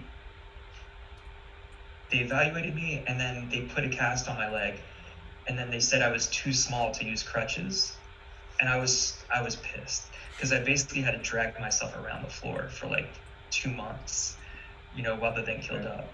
Yeah, I was pretty bummed out about that. Wait, did you get it? There was just no replacement? It was just like you don't get crutches, and also you don't get anything? Small. I was like, yeah. There's just nothing. There's like no, you're 3 years there's old. no in So between. there's no real, like, oh man. Yeah, there's nothing.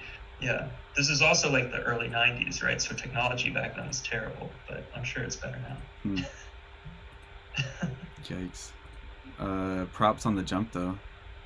Thanks, man. It was pretty sick. If I was like a normal 3-year-old now, you know, like every 3-year-old has like an iPhone, so I'm sure there'd be like actual footage of it now. But you'll just have to take my word for it.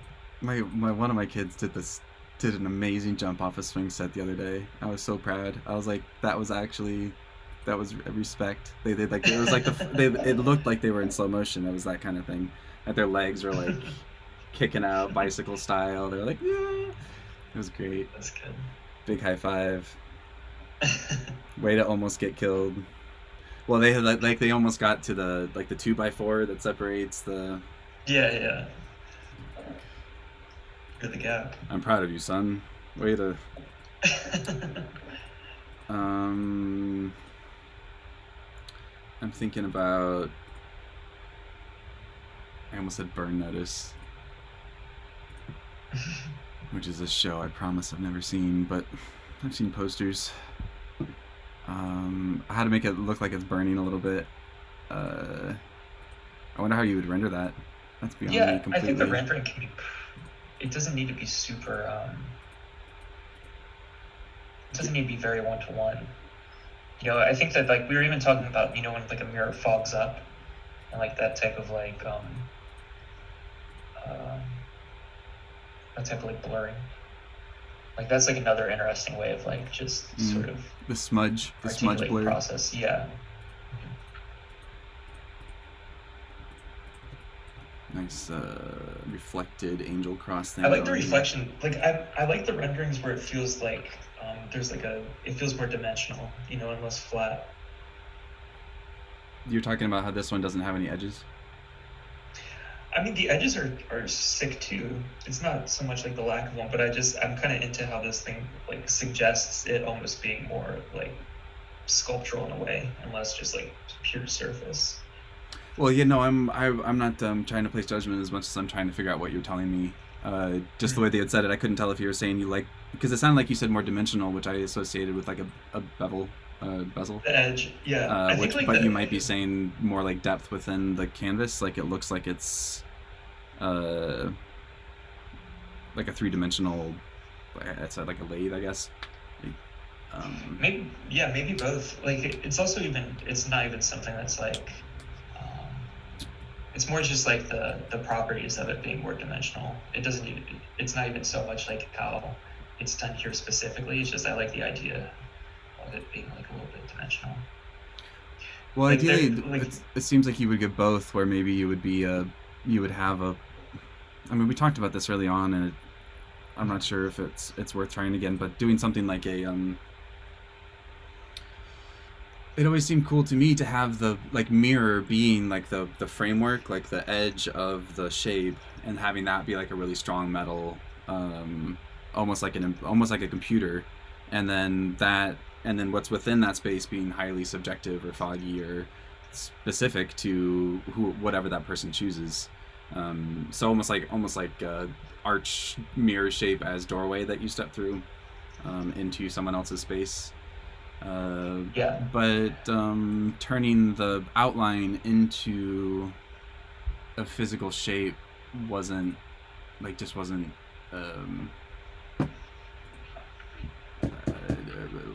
the conversation didn't reward it.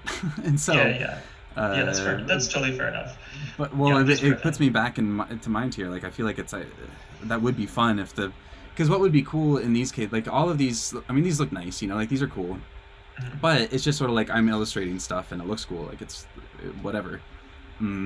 What would be nice is if these frames were maybe more identifiable or more like locked in, where you could almost put anything inside of that shape and it would look cool. I'm gonna do a quick version of that again, because I think all you have to do is like a double stroke and then get them like a reverse gradient and it'll look like a peak. Yeah, the one that you did really early on was pretty nice too. Today? It was more of like earlier today. It's like one of the first ones that you did, and it just had like a really stark kind of like I'm not sure where it went to. It was just like it went from like pure black and then like around to like pure white. I must have sketched through it, I think, but yeah, it might have just been something where like it was something along the way to something that felt more finished. Yeah. I will. This looks like we got This looks like it got warped. I'm just gonna redraw it again real quick. I'm gonna try the hard Have you border. settled on like a ratio for it? No, not really. I have explored ratios before with this, and I have yet to find anything that seems satisfactory beyond what feels good. Like golden ratio is way too tall, from at least within the way I was using it. If you want to try any, hook me up. But in the meantime, I'm That's right. I'm just riffing. Yeah. So now I want to cut this in half. So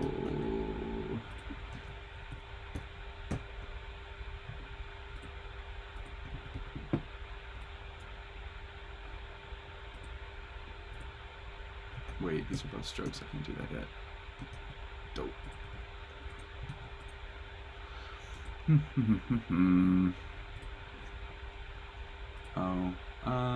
Let's not. Let me fill it first.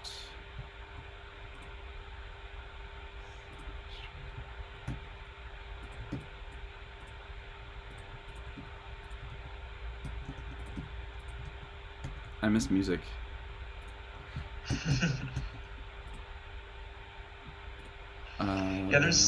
Yeah, there's ways of routing like your desktop audio back into OBS. Yeah, maybe I should hit you up, huh? Yeah, I can help you out with it. Because I've downloaded a couple bits of software that are specifically meant for that, and for some reason I just haven't quite nailed it. It's something about the fact that Zoom doesn't seem to be registered. Like there's other software that will loop in correctly, but Zoom and or like Google Hangouts, I can't seem to. I don't know. Whatever. Yeah, thank you for the offer. I will almost certainly take you up on that. Yeah. So this is kind of harsh, but I still like the definition.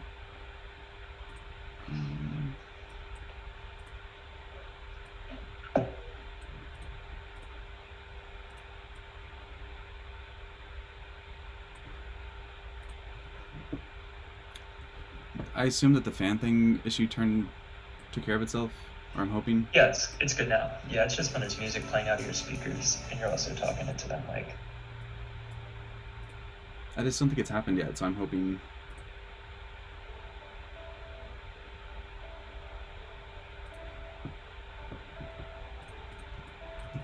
Okay, so yeah, I don't know. I mean, let's use this border with the one that is already approved. I guess we had said that we liked the soft, but I can soften this up. That's not really the point here. Yeah. No, I'm pretty into this. So yeah, this would be the surface that we've already talked about, as opposed to. I don't know if it's the Zoom or Twitch rendering, but the center feels like kind of like squarish, the bottom right of it. You know what I'm saying? The right here? Yeah. You're saying how this looks like a square shape, kinda? Yeah, it is. Yeah. I think the pixelation is exacerbating it. Sure. Sure.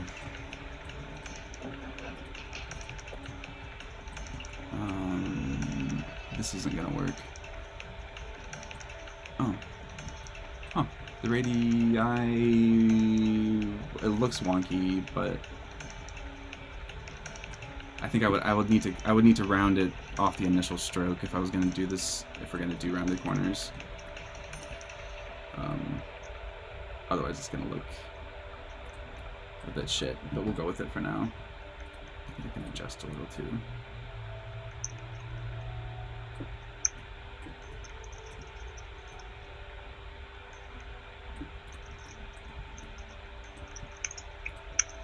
Putting borders on a mirror almost inherently reads to me as like 70s furniture or something like that. Or like, I don't know what to call it. I don't have the vocabulary. but the idea of putting a bevel or like a foam or like a Yeah. cylinder around a mirror, to me, It's is a like little Satsy. it's like, I don't want to say Memphis because it's not that. Yeah. It feels more like my grandma's house or something. Like I want to see it in like a faux gold.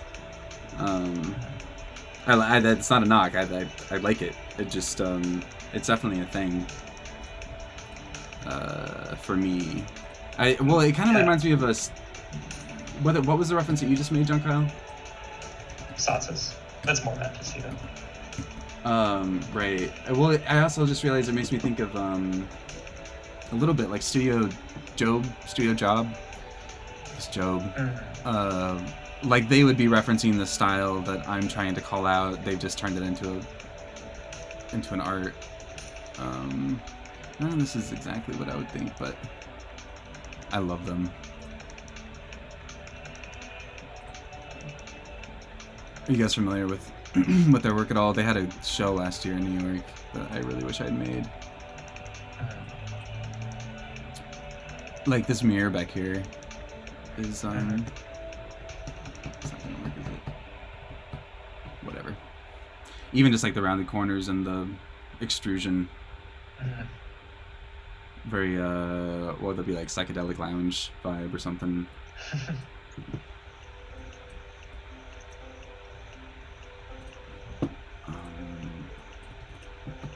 So in this case, the customization, well, I mean, like an inner glow, you could have it hitting the border. I was about to say that it wouldn't necessarily, maybe the frame wouldn't change. Yeah, I think that there's something with this and like having like that highlight. Yeah, like something like that is kind of interesting. You were specifically going to mention the highlight? Yeah.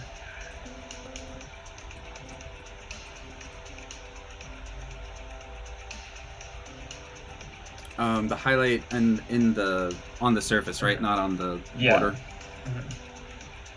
Yeah. Like the only thing with this is like rendering, like this looks good at this scale, but rendering smaller sizes with that beveled border starts to get just kind of fuzzy. You know, and I wonder if there's a way that we can sort of like, depending upon scale, we can like have the bevel, or if we choose to go smaller, then it's like more about the reflection in a way. I'm not sure why would the bevel be a problem at a small scale. To me, that's like just fuzzy. Like it's like a aliasing kind of like grays sort of thing when it gets small. Well, no. Well, sure, but I guess what I have in mind is like a fairly simple, like I think of this as almost like inherently a pixel art kind of trick where you just like invert the highlights to get a three-dimensional whatever. Right.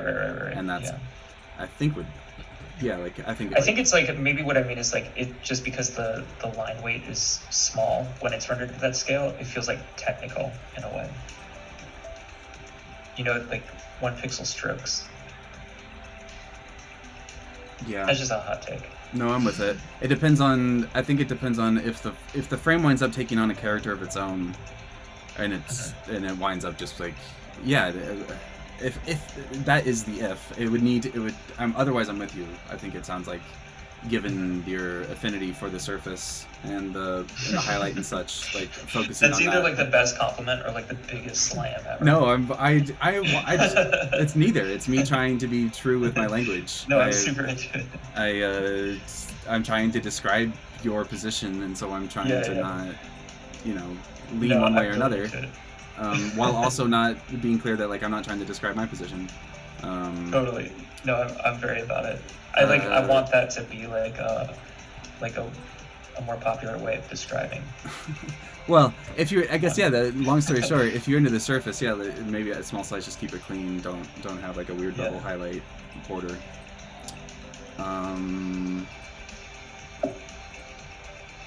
Yeah. How would we? You had started to talk about burning, not that long ago. I'm wondering if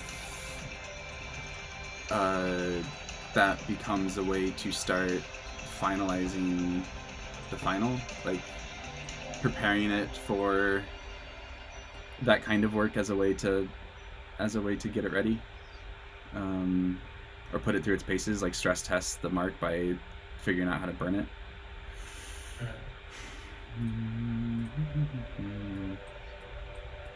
Otherwise, I suspect we're gonna. I don't know how we get to the end. It could be that I've been getting feedback on this. I suppose I may be curious to hear what you guys think as clients in this case. Some of the feedback I get is that I should do a better job of telling the client what to do.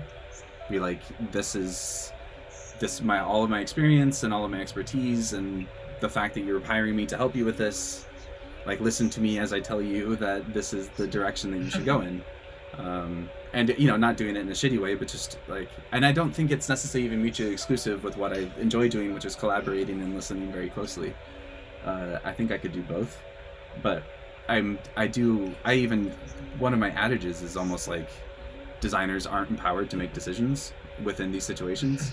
And it's technically true, but maybe I need to start doing a better job of suspending disbelief on that and being like, when you're in my house, I say what happens. I can imagine that being beneficial just for keeping things moving. I have a hard time with it, partly because I enjoy not being that type of personality, but also because I enjoy keeping things open. I even on the naming one, which we did last week, it was if I had tried to push through a name, I could have, but it would have prevented us from having a Hail Mary from the comments section and the third quarter. So I don't really know how I want to start forming my expectations around this stuff. I can see myself. I can see even just the decision making component being necessary for me for a while, even as a growth thing. I need to get good at that, even if it's not the idealized form. But I'm curious, John Kyle. I can already see you nodding a little bit around not. I'm always a very fan of interested. not over prescribing and just letting things kind of let things kind of emerge on their own. Because rarely should anything ever be a one-size-fits-all.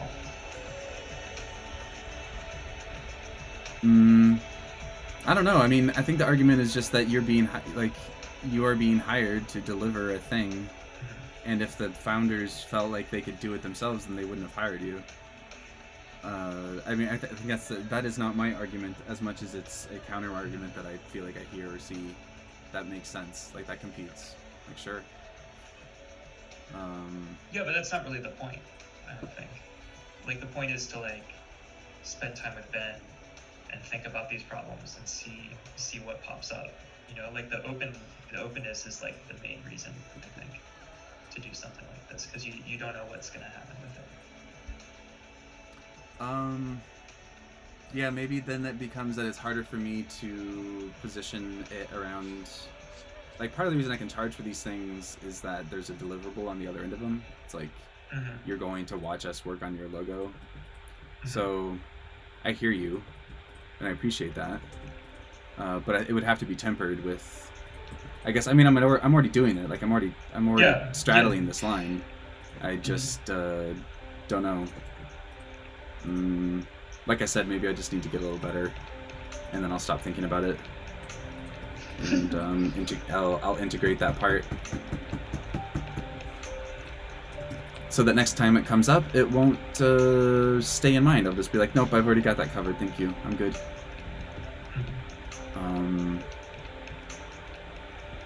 Yeah, that softer one with that more dramatic highlight is pretty cool.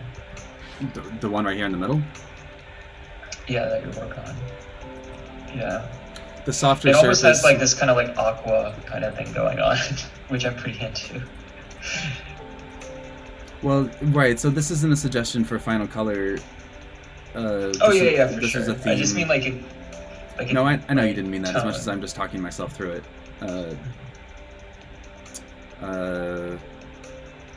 Yeah, this would still be just turning this back to gray isn't really going to help anything. I was just thinking, we have been looking at this color for a little while now. Actually, that worked. great. It's interesting. The audio got very loud, or the music. Yeah, I think like you got just enough tonality in the music you're listening to where the noise cancellation decided to prioritize that over canceling out the fan sound. There we go. I mean, if you guys want strong opinions, I still feel, I feel like what we used on Twitter, just kind of the metallic kind of starkness and contrast. I mean, it was interesting. The border we used on Twitter is also very kind of minimal compared to this one. And there was this kind of like metallic surface vibe.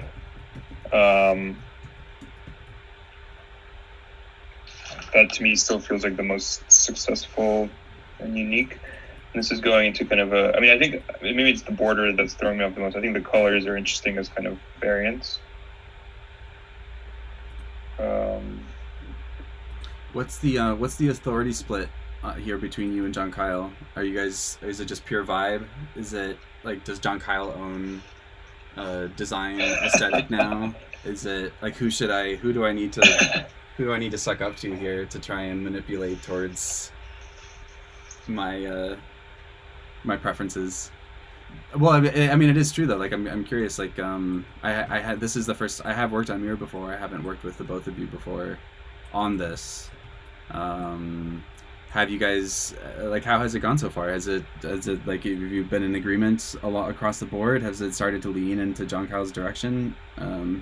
Dennis, how are you feeling about like giving up parts of things? Or are you, like, is that part of your model? Yeah, I mean, I think it's the way we've been approaching things so far, and it's obviously the earliest, but I think it's like it's been trying to come up with, a kind of a conceptual framework from first principles where we agree on the principles. I think in light of the overall project, the philosophy, kind of the architecture, there's kind of like a robust conceptual foundation for how we're building this, and I think we're on the same page, the three of us there, and I think the mark kind of conceptually should, it doesn't have to like literally fit into that, but it should come from kind of some kind of the aesthetics should be derived from kind of a conceptual framework, and I think it doesn't become kind of like a personal decision. I mean, I think there's going to be some of that, but Ben, obviously there's many iterations to arrive at the thing we used on Twitter, and maybe we can try to restate those concepts. And I think it was a lot of it was around kind of a robust object that both captured, the word mirror and all, there's so many kind of implications of a mirror.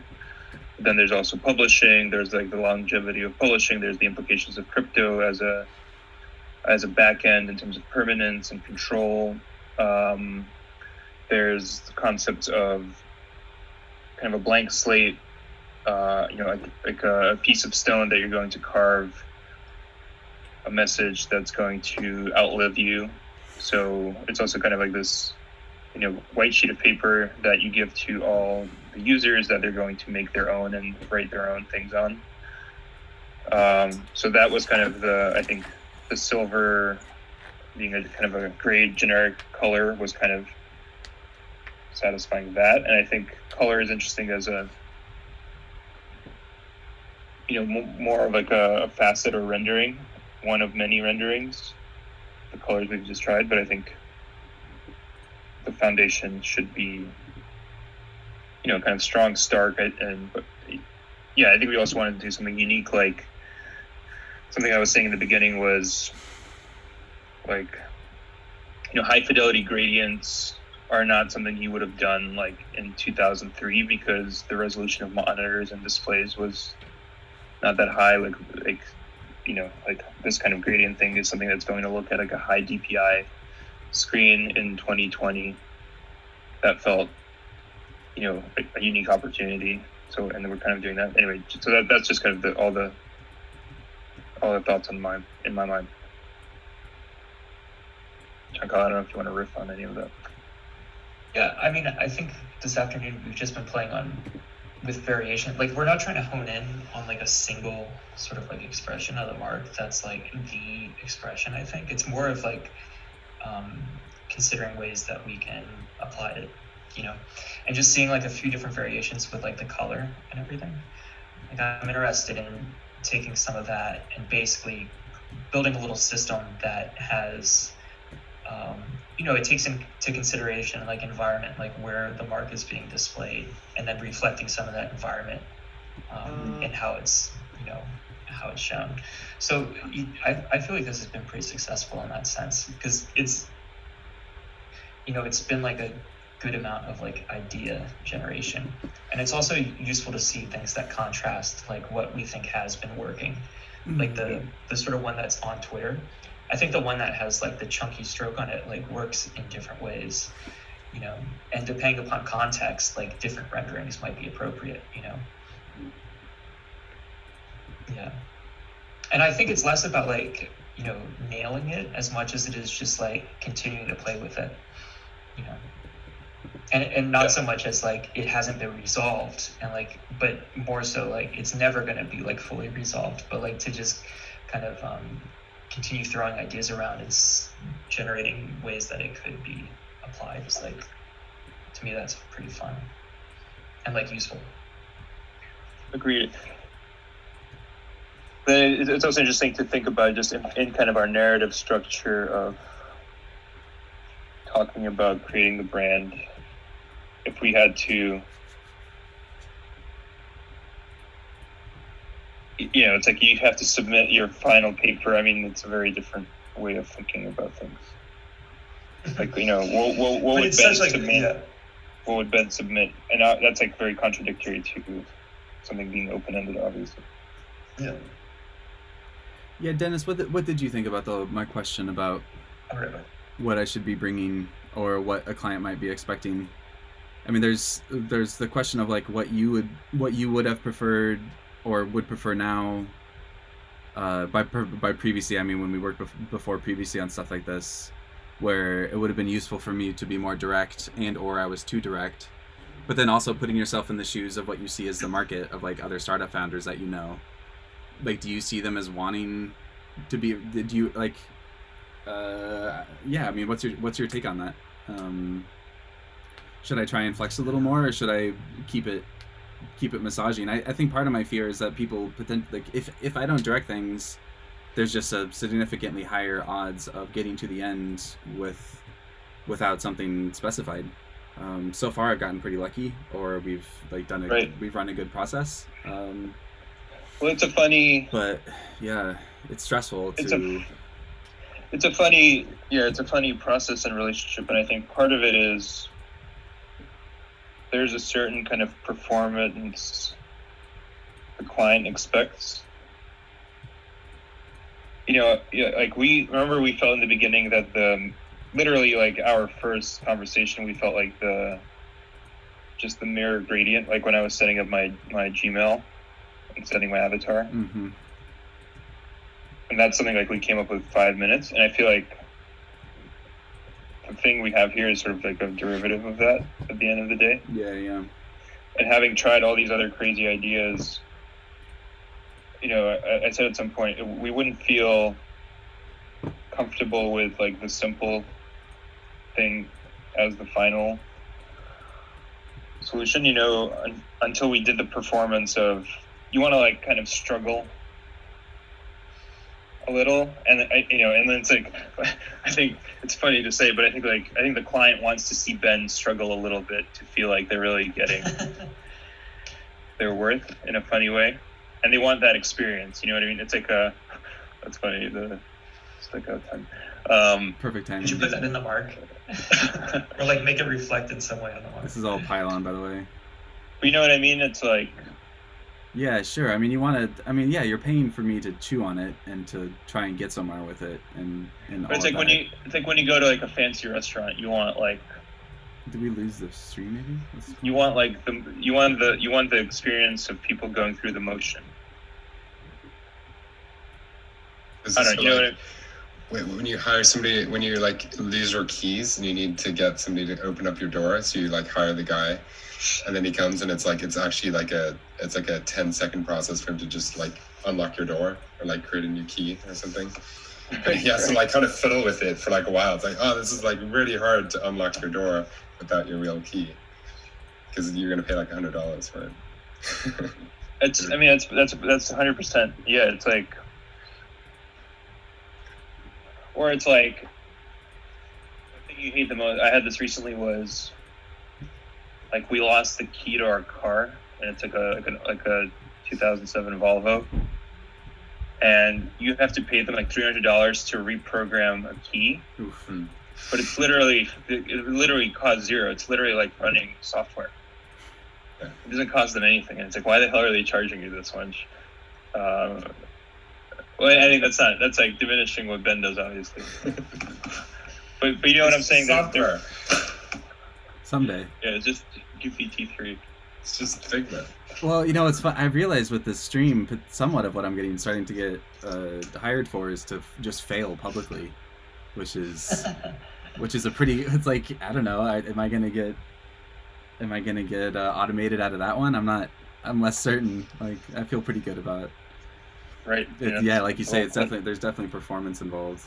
You know, another thing I feel pretty just tangentially, semi-relatedly, because I'm still in it, but I realize, like, I don't know how many streams I've done at this point. Not too many, but let's just say like 15 maybe. And this is like maybe one of 2 or 3 where I've spent almost any time in Illustrator.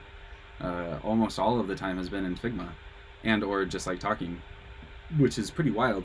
Like, if you had told me that a few months ago, that I not only would be streaming, but I would be doing it not in Illustrator, I would have been very surprised, because this is very much like meat and potatoes. The only thing that I would have thought would be fun or worth watching would be this kind of stuff. I mean, not that I'm not exploring too much here. I mean, I kind of am, but it's like it's like subtle. It's like, it's like, let's change the contrast on a shadow, as opposed to usually where it's like actually drawing big shapes and whatever. But yeah, that was cool. I think mostly that's just an indication of how interested people are in seeing behind the curtain on process, and or just the group stuff, working together in Figma. Maybe folks are starved for workspace interaction. Yeah. I mean, there's potentially a lot of stuff, but this misaligned outline is kind of cool. This isn't quite it, but I like calling out. Well, it's semi-paradoxical in that you can see it gives it width or depth, like as a thing, but it can either go in or out. Like the stroke can be in front or behind, and then I also like how it just sort of teases at surface compared to mirror. Like there's dimension to it. There's like the identity and the thing behind the identity type feeling. It's not quite as simple as just like a single surface. So I don't know. Maybe I'm just liking the sparkle that it has. It's like literally looking a bit rendered right now, especially as you zoom out. It's like, oh, pretty. But I don't know if that translates at all for you guys, or. No, it's cool. I mean, it seems like, without a doubt, that there's so many unique variations are possible, but it still feels like a reference to this mark. Yeah, and playing around with like different applications of it, like something like that misalignment might even be kind of interesting with like this token burning process, where like you just have like the frame and then suddenly it's like filled with something, or like how that alignment happens could be kind of fun. Yeah, I think we're gonna have presumably so many surfaces. Like, if we have like an API documentation site, like that can have its own rendering of the logo. There could be the client, like all these different sort of like GitHub What do you think? Yeah, I'm like very into that kind of like, you know, whereas before, you know, it was all about like you had to have the consistency because of like reproduction, right? Like you can't, if you're trying to do a unique thing each time, like that a identity or a mark was reproduced, it'd be like absurd if that was going to be like, you know, on packaging or something.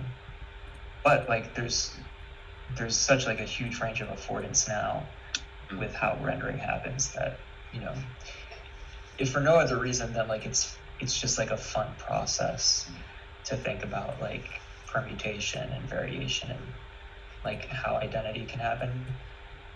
You know, I on the opposite end of that, I also like really sort of like I get a little bit fatigued by people who make like these identity systems which are like solely based on permutation, as like a like it becomes something where there's perceived like something like incredibly interesting about it when like usually I don't think there really is, but I think it's just something that's kind of fun and like playful. There's no reason not to, you know. I think like the most successful instance of like a pretty flexible identity system was like the experimental jet set identity for the Whitney, just because it was actually like nothing but 3 lines. Like it was so basic that like there was genius in how basic it was, which is to say like to try to make something that has like all these like parameters that can be adjusted and blah blah blah, it gets like a little bit fatiguing at a certain point. But what I really like about this is like, you know, Mirror kind of like suggests a certain materiality and like a reflectiveness, and like you can understand how the surface should interact with the environment around it. Just like play off of that, you know. I think that's like a super fun thing to do, because it's basically like whereas something like the Whitney, if you go to like the Vimeo and you can watch like the animatic that they put together for the Whitney identity, and I think like this is what set off like a lot of the like the work that started to happen around like parametric identity systems, and then it kind of became like a little tiring. You know, with this one, it's not so much the form that's like parametric, but it's more so like the surface and like how reflection happens and things like that, which feels really kind of new in you know, just what's possible with like dynamic rendering and stuff like that. So that, I mean, we should just say that's like what I find interesting about this right now, is less so like the absolute form and more so just like, let's think about like, you know, if you have like an object in a room and the light changes, like how does that happen like on the object itself? Like that's what this feels like to me more, is trying to define like that surface level kind of thing, and less so trying to think a lot about like absolute sort of like, you know, like let's think about like the ratio or like, you know, things like that. Yep, totally. Well, yeah, I'm with it. I mean, so the one on the left is the Twitter avatar, the one on the right is the one that I've been drawing and then came back to. I love this thing, like where we ended up. Like I'm so into it. Well, I just wanted, like, I guess just maybe this like putting. No, I mean that earnestly. Like putting I'm a stake in super it. about it. Putting a stake in it as like, okay, so that's cool. We've got that. Yep. Like, so then taking it into where you had just been taking it, John Kyle, where into like applications or, yeah, I'm with you. I really enjoy the space of multiple iterations, and it's not even. I also share your general distaste for dynamic systems. It's not that I have anything against them per se, as much as it's like you see the 2 permutations and you're like, okay, cool, like yeah, it's like 2 of them look good, like who cares about the rest? But yeah, which is also to say like things that attempt to be like super novel, like I'm usually a little bit bored by, you know. But something like this, what I appreciate is that it is like focused. There are like a few specific applications that feel strong, but I think that it's also like a pretty cool system to play around with. Like what we should do at some point almost is like, you know, just bring this into Blender and play around with like, you know, the sheen and things like that on the surface itself, because that's even closer to sort of like how I've been thinking about this process of playing around with, you know, the reflectiveness and like shading and all that, because the form itself is pretty solid. I mean, it's really, I mean, how it's rendered on the page right now is it's just like it's a box element with like a corner radius applied to a single side. Like, it's as simple a form as you could possibly get in a lot of ways, which I really like about it.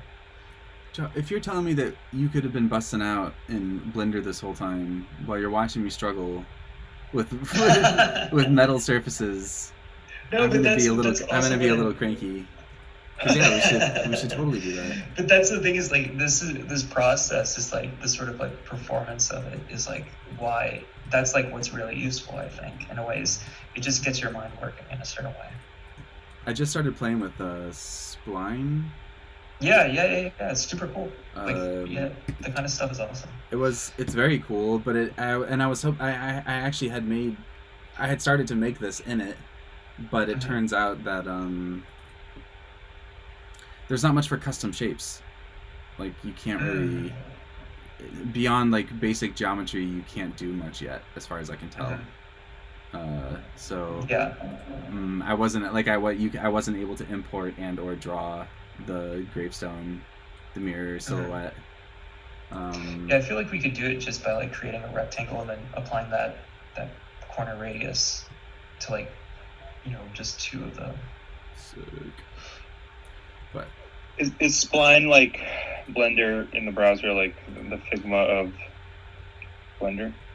It's kind of like, something kind of like that. It's a lot like Figma in terms of interface and the way they want you to think about it. Like, you can put shapes in groups on the left and then treat them when they're nested in layers, then they're treated as a group with rotations and such. Yeah, another distinguishing thing is that this is obviously like, this is rendered in Electron, and so it's using WebGL for rendering. So that's something that's like you can transport pretty widely, as opposed to like a Blender. Basically, you can export like an object file from it and then render it within WebGL, but this is kind of like native to that rendering environment. Yeah, I think it's native to like something like interface design and or the needs of the web type startup land. Yeah. Yeah, I downloaded it too, but I didn't really poke around much.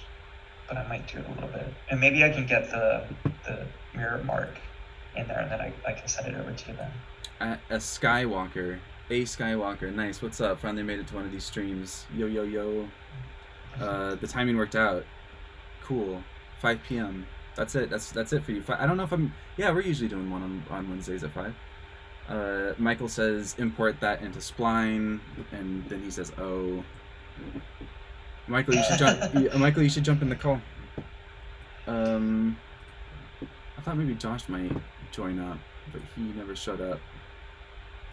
He's always a shot in the arm.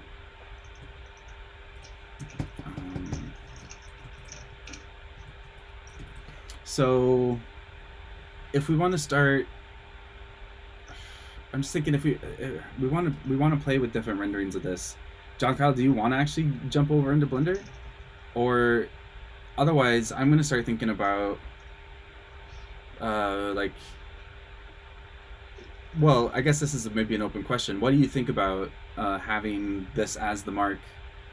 I mean, John Kyle, I know that you're going to be down because you've kind of just already said this, but like, we're talking about having a logo, and then we're having a token, which is given out to those that get invited to the platform, which they then have to burn to register their subdomain, or something to that effect.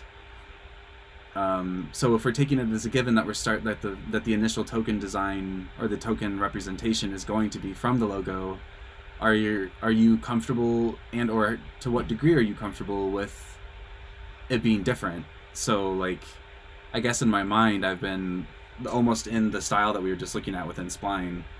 I've been thinking of like like a kawaii version of the logo, like a it's got like extrusion. It's maybe a little friendlier. It looks like you could spin it. Maybe all of a sudden flames start on the inside of a glass box side, like mirror shape. Is that where we want to try and take it, or do we want to? Is your gut more like the token should feel more like the initial mark, which is stark and metal, and I think doing something that's kind of like closer to that, if you think about the mark almost as like this little character or something, and I don't mean make it cartoonish, but I think that just in terms of like how it can interact with environment, that could be kind of fun. Yeah. Yeah, I think the simplest early idea may be a circle shape, and then but like starting with renderings similar to the mark, and then going from there, and then kind of the ideas we talked about. If there's like a burning process where the token transforms from, or maybe it goes through multiple stages or phases through kind of a transformation metamorphosis, but starting off maybe in like a rendering closer to the mark may be interesting.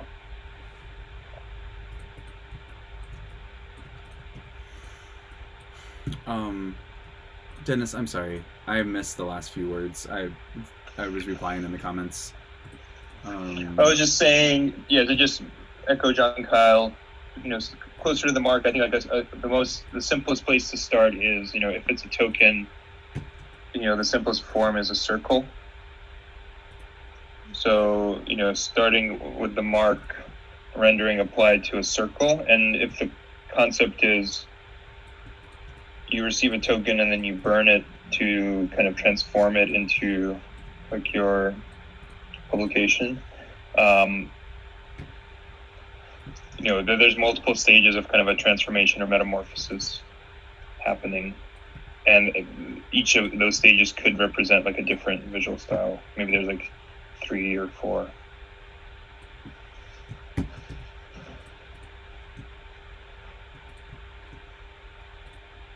Right.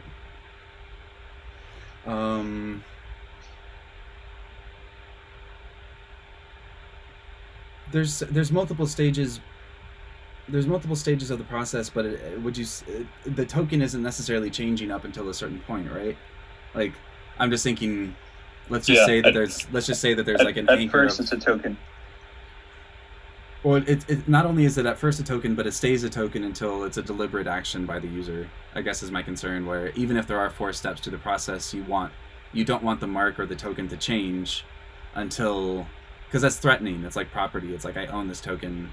Right. I don't want to accidentally burn it, or I'm just learning here, guys. Like, so even if it like starts to degrade or starts to like get hot or warm up, I don't know. Yeah. I guess maybe that's okay.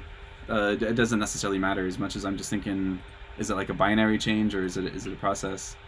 But meh. No, yeah, I think what you're saying, there is some stability to its initial state, and that's a place to start. Who is Skywalker? You know this person? Metamorphosis is a dope way to describe a token burn.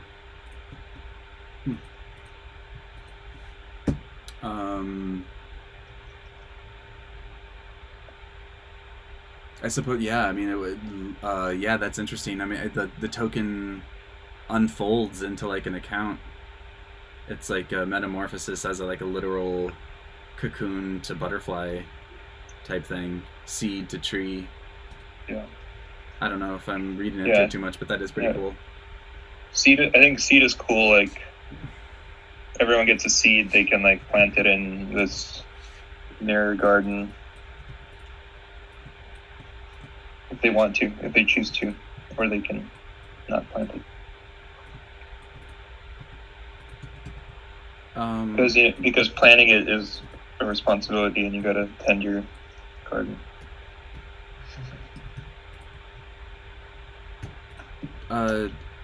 No, really though, John Kyle, do you will you go into Blender? Is that a thing you can do? Will you show us? Will you bust a move? Oh, I'm playing around with it right now in Spline, just to also like play you around are? with Spline a bit. I'm definitely not like a Blender pro. Are you a Blender semi-pro? Mm. Are you a really Blender paying amateur? attention. I don't remember seeing any less. 3D stuff from you. Yeah, I kind of lurk. Maybe in like your, I guess now I'm thinking of your, what was the last big project that you launched? What was the name? There was like Kawara, which was Yeah. yeah. I The, did a little bit of stuff for that. I was gonna say, weren't there some renderings involved in that just for the display and Mhm. demonstration? What was? How do you spell that? I'm sorry. Is it Kawara? Kawara. Kawara Junkai.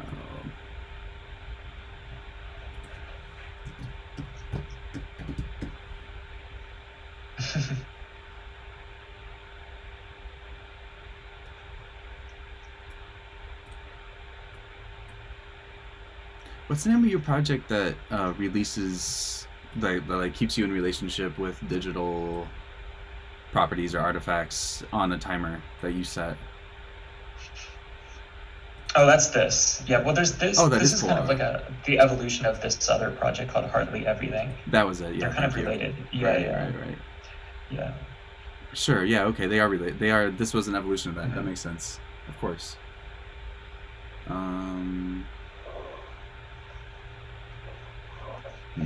Jeez. Oh, you can't interact. Come on. No, it's. I don't remember it's a this. tease. I don't remember seeing the screen. That's really nice. Thanks. God, that's clear. Do you get to see these as you're adding rhythm to your Yeah. calendar? Do you get to see these double up? Like you'll see like Mhm. Yeah, exactly. oof. I gotta install this. That's funny. It's like I use it and then I don't use it. It's one of these funny things where it's kind of built to not be used, but then through that, I end up falling out of using it in a way because it's actually doing what it should. Yeah, I was gonna say, well, shouldn't you? Doesn't that just mean that you get pinged every once in a while, or even then, are you not picking it up? Yeah, it's like once a day you'll get like a little notification, and then you'll have a few things that are, depending upon the cadence that you set, will appear. Mm. You know, after a certain amount of time. Like the core idea is really strong. I think like the implementation is pretty poor within like the iOS version that's out right now. Mm. And I haven't really touched it in like about a year, but I think that there could be there's just like some really obvious places to take it. But, it's just a question of time, ultimately. Yeah, that's how it goes, right? Always.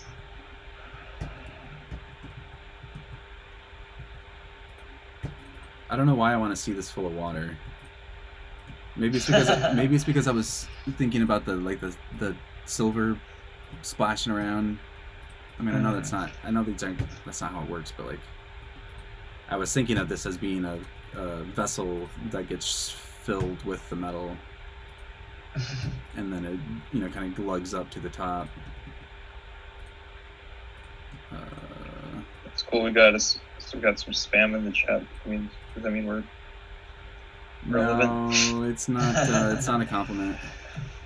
It's been almost day one, which is impressive. They must have pretty extensive saturation. But is this thinking in relation to the token? Yes. Kinda. I'm objectifying the logo, like I'm just turning it into or I'm trying to, man, my perspective on this thing just completely flipped. Wow. For some reason, what a mind fuck. Sorry, what's up? That article about the Pokemon cards, where someone bought like a box of first edition Pokemon cards for like $350,000, and then they were doing an unboxing on YouTube Live, and it turned out they were all fake. Or it was like they were like glued shut with like fake cards inside or something. Oh no. It was probably staged, obviously, but. Well, I wonder if it was Logic. Didn't he just buy like a Charizard or something? Yeah. I hope he got scammed. He always bugged me for some reason. The community, the intersection of like Pokemon and crypto is pretty fun. Yeah, I'm surprised we're not doing like some hologram cards here. Probably would be if I knew how. Mirror hologram cards, that'd be sick. Did I screw that up? No, I just did it poorly to begin with.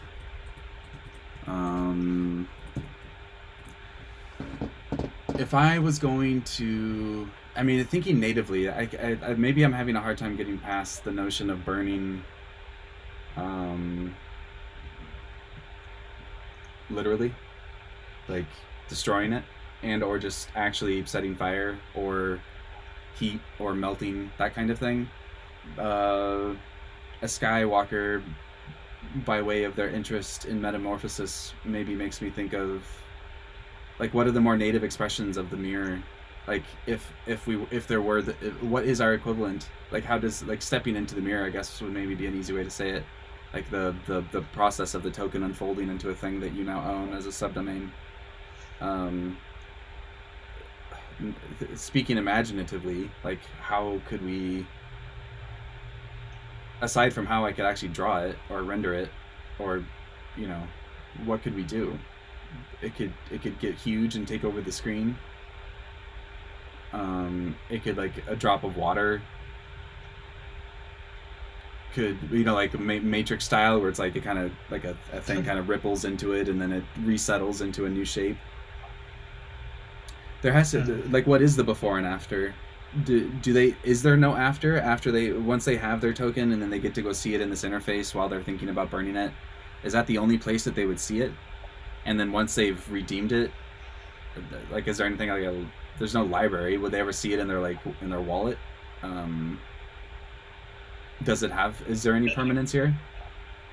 Potentially, I think it's like, it's playing with the, also kind of like token culture in Ethereum. This starts off as a token, like any other ERC20. You know, it's in that, it is literally ERC20, but it's also in the culture of, like, you know, Ethereum projects have tokens, and then you get it in your wallet. Well, I think one aspect of it is you have to ask for it. So there's, like, what is the state that you've asked for it? You know, is there a state for requesting a token? Can you visualize that status somehow? Is there a state for requesting a token? This would be like at your website, and someone's like, I want to try and join this. Yeah. And then they might see like a void. What's up? Sorry, what was that last bit? Kind of like a void, you know, like maybe it's like you have like a container with like a indentation for where the coin would sit, but you don't have the coin yet, just as an analogy.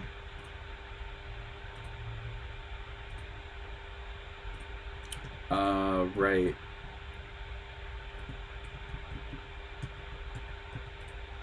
One moment.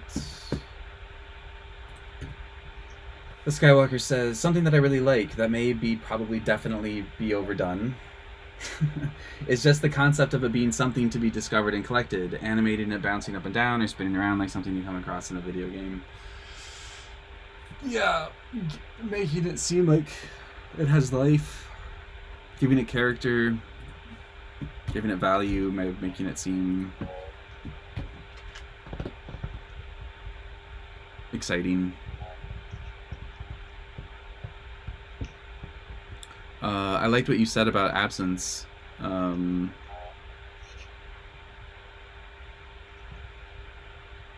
indentation of where it could go.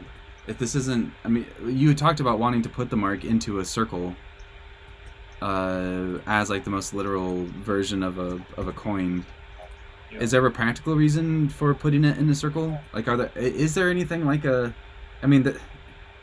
is this the same thing potentially as like your stock ticker icon, or is this more like the entryway to that existing eventually? I mean, these could have value. You could be trading them on Uniswap, right? Like, if you didn't actually want to join and you just wanted to trade your mirror token, your mirror invitation token. Nothing would prevent someone from doing that because it's ERC20. Right. And so this is synonymous then with, but this isn't like, you guys having this as a token isn't the same thing as you guys having, let's say, a platform token as part of your fundamental economics of whatever, right? Like you may be already doing that, but that isn't the same thing as having a redemption token for membership. Right. It's not. Yeah. It's not the intent. So this is, I guess, what I'm just coming around to. Are there any card constraints on the form that it needs to take? Does it actually need to fit in the circle? Does it need to be does it ever need to be in a 16x16 icon? Yeah, probably not. I think, like, for example, if we said, if you want to join Mirror, you need this token. This is how you sign. This is how you request a token. Maybe we want to tweet out like an image of part of that tweet that makes it obvious that this is a kind of a token-looking visual. Like, what would that image accompanying the tweet look like? So that's like, you know, higher ed as one.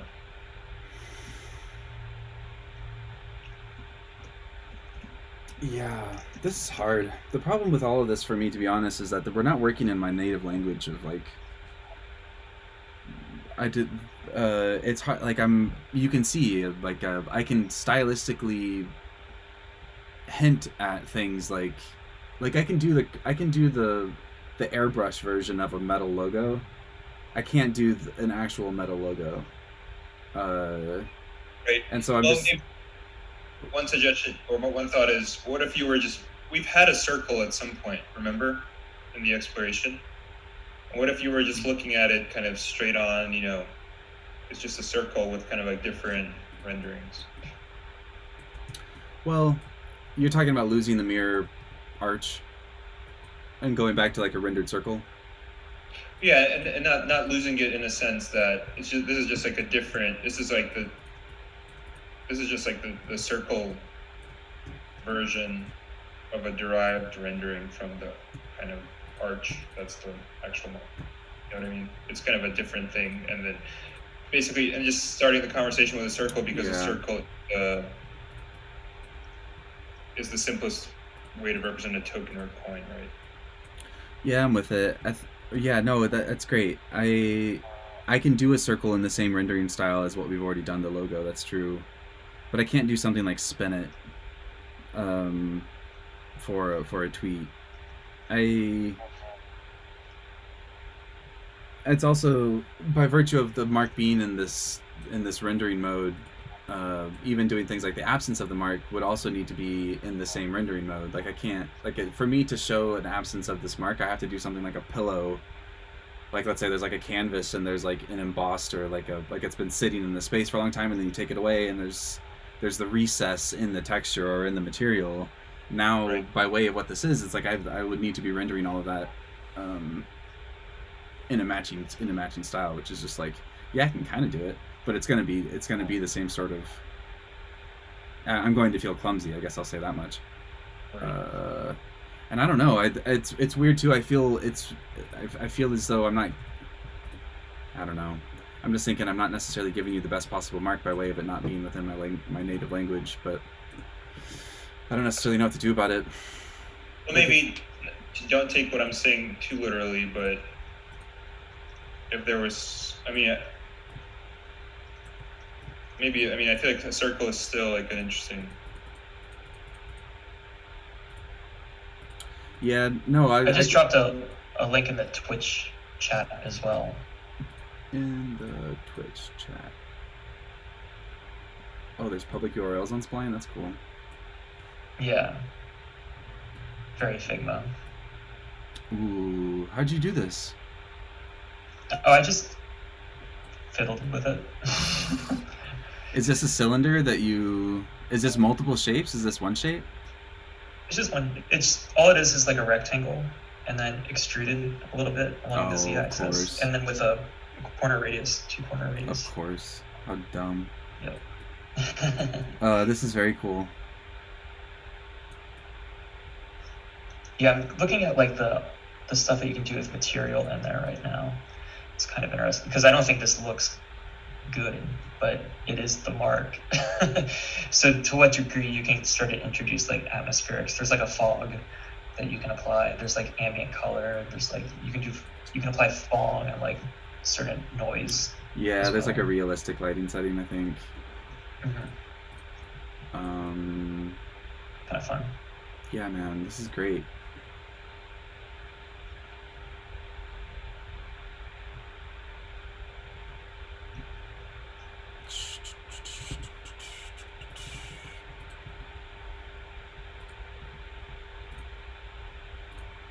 Burning could just be a matter of applying like a lava texture to the map, Yeah. to the texture map. Which like I'm also like I'm down to play around with some of that, you know. Like again, there's like a fine line between like cartoonish and you know, like treating it as a character of sorts. But I think that kind of it's fun to play around with like that space in between the two.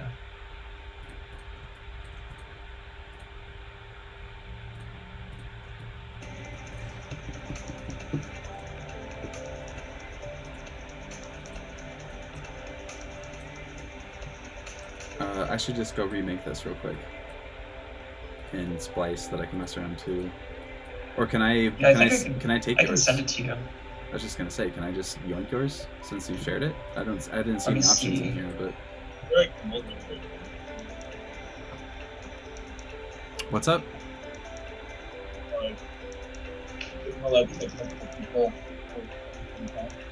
Dennis, I can't hear you hardly at all. I don't know what happened.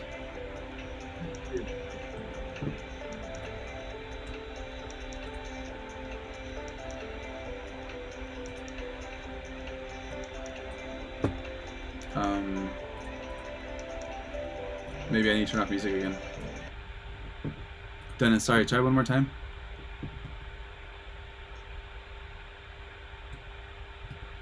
We got the fans down.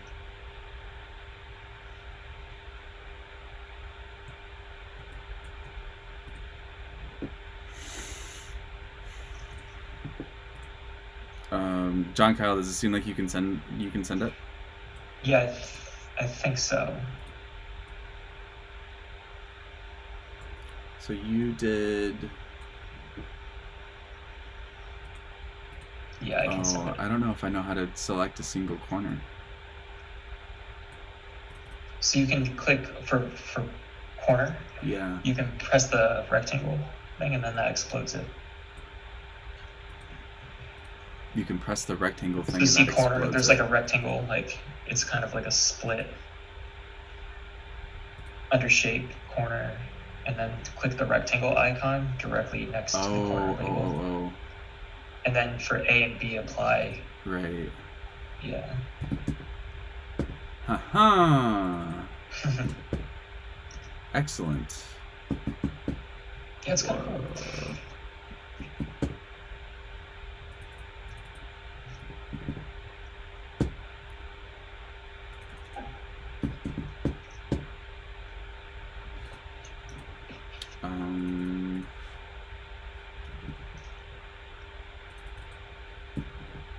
This sure seems like a logo that wants to be done in 3D. Yeah, I agree.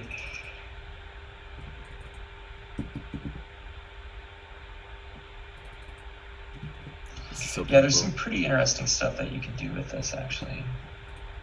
With Splice. Yeah.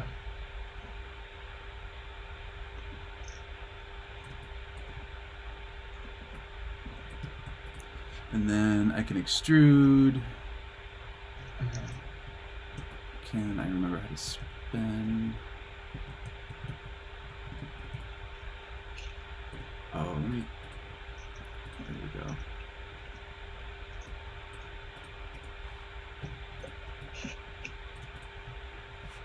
And then we will do color, lighting. Yeah, I just dropped another one in the Zoom chat, which is kind of fun. That's with like more realistic lighting and less rounded bevels. And then also there's like some funny stuff with using a normal map.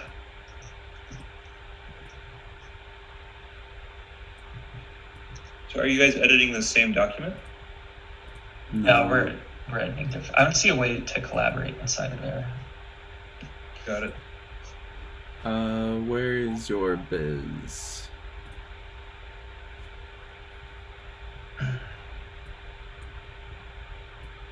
Ooh, shiny. Yeah, That's cool. How'd you do that? kind of funny. I just upped the lighting material to be Oh. physical and like 100%. And then there's a normal map on it. So normal map, how do you describe normal map? Anyway, that's what's giving it that kind of like Mhm. like inverse dynamic kind of like shading. I love how it's completely like shallow. Yeah. Face on, and then the moment you do anything with it, it's like, Yeah, it's kind of chunky. it's cool as hell. I mean, it takes on all this depth and style. Yeah. Um, Yeah, it's like- kind of fun. it's like don't judge first appearances, man. That's actually really neat. If this is what I would be doing. That like I would like it would be, you would have the generic silhouette, which is basically what we're looking at. Even like I almost want to see this like the registered circle up on the top right of it. It's like Yeah. silhouette trademarked, and then you would have infinite, like you're saying, infinite maps of it, Mhm. infinite ways of treating it. One of which, and probably one of the preferred versions of which, would be, these something like a really cool ass 3D thing like this. And then whenever like Yeah, on a yeah. website, I can imagine it starting this way, but the moment you move your cursor, it moves, and then it always returns back to the just straight on. Mhm. Yeah, exactly. Yeah, I think that's a great example of, one way to think about something like that. Yeah, here, let me share another one real quick. Josh I'm just wants like to join. tweaking parameters. We got Josh coming in for effect. I'm just like tweaking parameters. There you go. Or Josh. Perfect.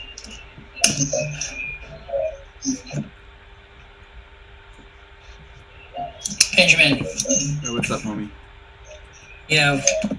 This is so cool. check what I was writing in the Twitch chat. You got a bad You got echo some- going, Josh. Some Yeah, feedback. fix that. Sorry about that. Oops. Yeah, you want to go for the oval mirror, not the gravestone mirror. I mean, I think so. Looking at it in 3D, I want to put it in my mouth, but it's like a tombstone right now. So maybe oval is like more traditional to the traditional floor standing mirror. We're past that though. We gotta even if I agree or don't agree, like I think we're sold on gravestone. Okay, It's- so I mean, I'm just gonna disconnect. I'll see you guys. in a Yeah, minute. peace out, man. Thanks for stopping by. I think that like death and identity and infinity and the great questions of life are welcome on this platform, and so the Yeah. fact that it's like macabre or dark, or you can, if you want to see it that way, that's kind of like, that's cool. That's not a problem. Got you. So yeah, you're right, and also you just got to roll with it. You just got to run with it, man. Who's in Spline Design right now making the 3D render? This is I'm John. doing some of that. This is John Kyle making the dope. Oh, John Kyle. So John Kyle's kind of famous. Yeah, man. Wow. Dude, how did you get him on the podcast? That's so crazy. Shit. Rogan put us in touch. Oh, nice. Oh, Rogan did. Oh, yeah, of course.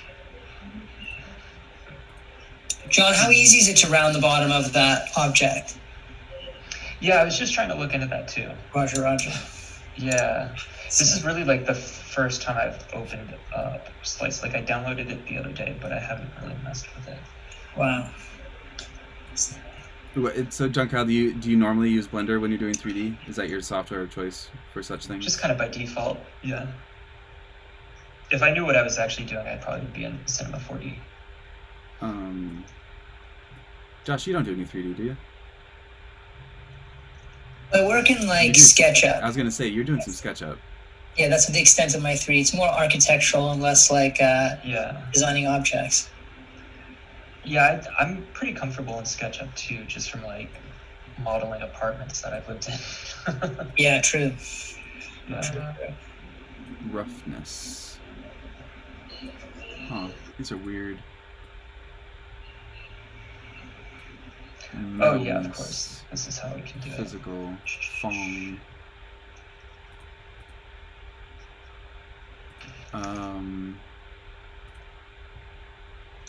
So yeah, Josh, we're just talking about like different ways that we can render this thing for different implementations. We've got the burn moment, which is sort of top of mind.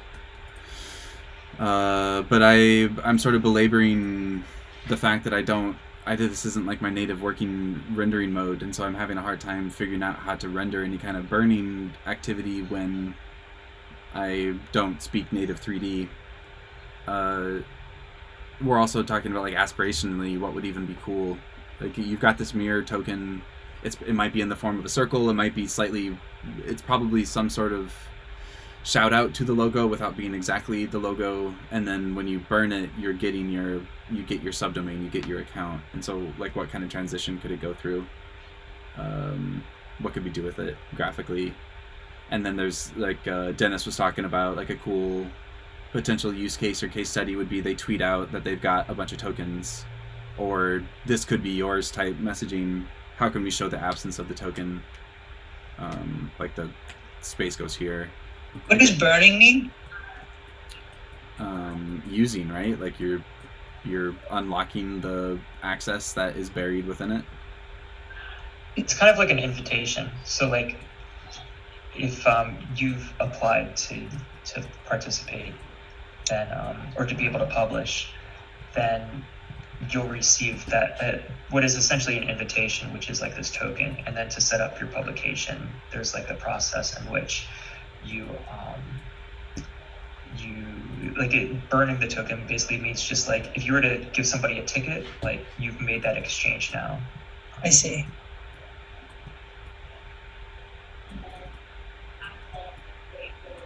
Bonk. Remember when putting... Did you just say fong? No, I said bonk. Remember when putting a trademark... Maybe this is only me. Josh, I'm guessing you did it. You do a shape and then you just put a trademark on it just to... Dude, I still do that. What are you talking about? It's so satisfying. There's like there's true magic somehow. It's like, oh yeah, that's a company now. Oh yeah, that has a whole bottomless well of meaning that's only implied by whatever that shape is. It's such a weird... This reminds me of your like Square Wolf era design vibe. Oh jeez. Fair.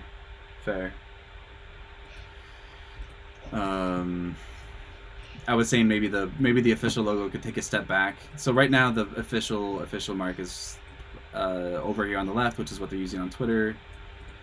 Right here on what I have on the right is what I've redrawn here on the stream. And I was saying maybe even the official mark is taking a step backward into the pure silhouette, and then you can use... It's not that you couldn't still use this, but... And then ultimately, like, it would be on a spectrum, so the silhouette being the most simple, and then on the furthest end so far being what John Kyle's done with the renderings. But hopefully we can take it even further with some burning stuff. I'm not sure. See, those gradients are impressive, Ben. Are they though? Yeah, it looks like kind of like hammered metal that's been like polished with like a cloth, you know? Yeah. Very like Roman. It's weird, right? Yeah. It's a weird thing to... Well, it's weird. It's like you don't ever see a mirror. Like you always see what it reflects, and so it's like, what the hell... Like if you see the mirror, it's kind of a crappy mirror. Like I guess I wonder if that's even why you're getting like the Roman vibe, where it's like, you know, you could see it that had to have been polished 50 times that day just to get a slight reflection out of it. And it's all warped, and you could see like the blacksmith had to bang it out. It's like, yeah, I take that. Current mirrors just don't look like anything, except for the shape that they define on the canvas that they're sitting on. Yeah, but yeah, just some wonky gradients, I guess. We could make those shapes look like something like a tree, or I have that one ominous looking outline of a guy.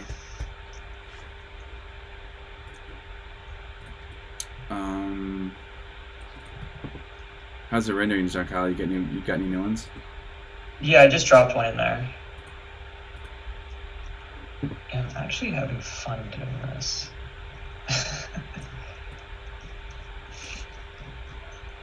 Ooh. So the most recent one, I have that rounded, that radius at the bottom now. Oh, really? Where was that? I think it should be the most recent one in Zoom. The one I have open is the most recent for me. Oh, let's see. I'll drop another one in there.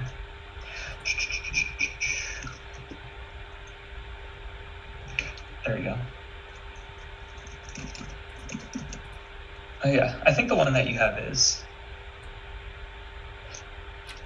Oh, I think that we were talking about different things then. I think Josh wanted to see Yeah, I it think with so. the full rounded bottom, like oval mirror shape. Oh, like full. Oh, okay. I see. With a- yeah, so yeah. like a no, sword. this one matches what you were kind of jamming on. Yeah.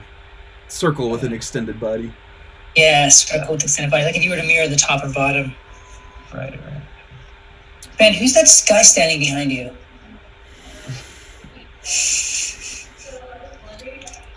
Graham, you're awfully quiet. You got any takes? You got any hot takes? Awfully. On what topic? I've been thinking deeply about something else, but No, I'm happy to nothing's- weigh in. I'm not pulling you into anything. On this 3D thing? Well, I don't know, just whatever. Yeah, like we've got this mark. We're talking Yeah. about extending it. John Kyle's got this cool 3D stuff going. Using this, like what right here is in front of you as like the baseline Twitter mark, Instagram mark, and then, you know, I don't know, fairly. Just seeing if you had, I don't know, are you into where it's going? You want to see something different? Anything hit you since I just popped down the head where it's like, oh fuck, what if we did this? I don't know.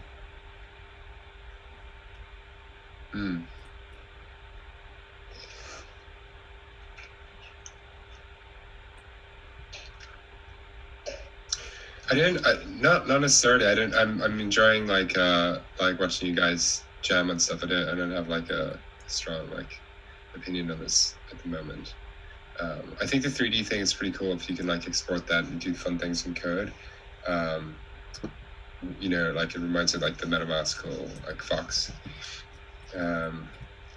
Something like you could play around with that or something. Yeah, true. I have to follow you around. But I'm not sure if that's like super valuable. I'm into it. If we made it an NFT, it clearly would be. Yeah, for sure. I mean, obviously. Yeah.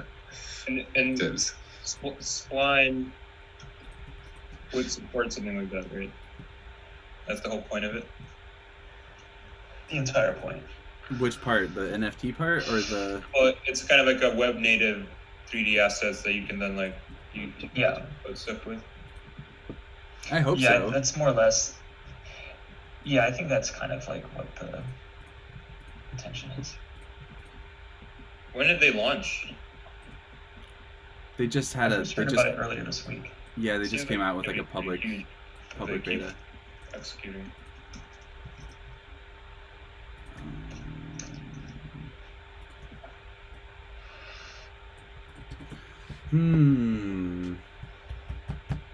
Well, I don't know, guys. I mean, this isn't. We have tomorrow. Yeah. We got the mark rendered. We're starting to do 3D. I don't think we got anywhere on burning necessarily. But I think that's also okay. That's just one application to keep in mind. No, I know. I'm just yeah, no, of course. And I'm thinking that leaves us open to tomorrow. One nice thing that just got accomplished is that we did start to touching on 3D, which I was really hoping to get into today somehow, and you really came Nice. through. So thank you. And also we got through the mark, and we got through a bunch of initial discussion, and that's usually how these first day calls go, is we get through like preliminaries, and then set us Yeah. up for tomorrow to have more fun and explore more. Exactly. No, it feels good. Tomorrow. The token and then keep moving that forward. Like try to nail some kind of workable token visualization. We could throw graph, like it's, we don't, I guess suppose part of the work could be, and I'm curious how you feel about this. I mean, part of the work could be not just the token itself, like announcing and or talking about a token doesn't just have to be like a cool looking token. It could be that we throw some graphics or some type around it, or put it into a setting, or imagine what the tweet's going to say and then what banner goes with it, taking the token, putting it into, I mean, even like I just said, having some, like, figuring out how it might relate to some type. Yeah. If it does become like sort of game-like, try and like even like circular type around it, we could do some like kind of crappy animated GIFs with spinning out a spline. You know, it's like turn some of that into actual content. That would be funny, actually. You could make, well, I'm sure Spline has more official ways of doing it, but even just changing the color from white to red, like I had kind of dismissed earlier, and making it look like it's getting hot, start bouncing around. I don't know. This is all beyond me, though. Well, that kind of animation is beyond me. That's the thing. It's like, you get up against these walls and then your brain kind of chews on it for a little while and then you figure out how to hack it. It's like, oh wait, we'll do this in another way and then it will work out. I don't quite know what that is yet. So that's what tomorrow's for, it seems like. Yeah, exactly. No, I think this has been successful. It's been fun. Yeah, I'm here in a second, but right, Josh, you came in right at the right moment. Right at the bell. All right, guys, let's ship it. Awesome. done. Tap you in. Wild. All right. Jump. Words. All right, sick. Ben? Do you want to say the wrapping words? Do you do that? I don't really. I need to. I've realized I need to have both a better intro and a better outro. In person I always say I'll see you on the internet. That's my closing line in person. That's good. But it hasn't taken over any kind of appropriate feelings on this here. And also no, I suck at closing. I usually wind up trailing off and sort of speaking to nobody, and then being like, okay, bye for the 5th time. So no, let's call it. And tomorrow. We could count down. What's up? We could count down. Yeah. No, let's not do that. No, it's tomorrow, same time, 2:30. We'll pick it back up where we started, and try and come with any new ideas that we had in the meantime. Sounds great. Yeah, this is fun. Let's go. Cool. Yeah. Awesome. Sweet. All right, homeboys. All right. Talk to you tomorrow. Good job. Later, everyone. Thank you, everyone in the chat. Bye. Bye-bye.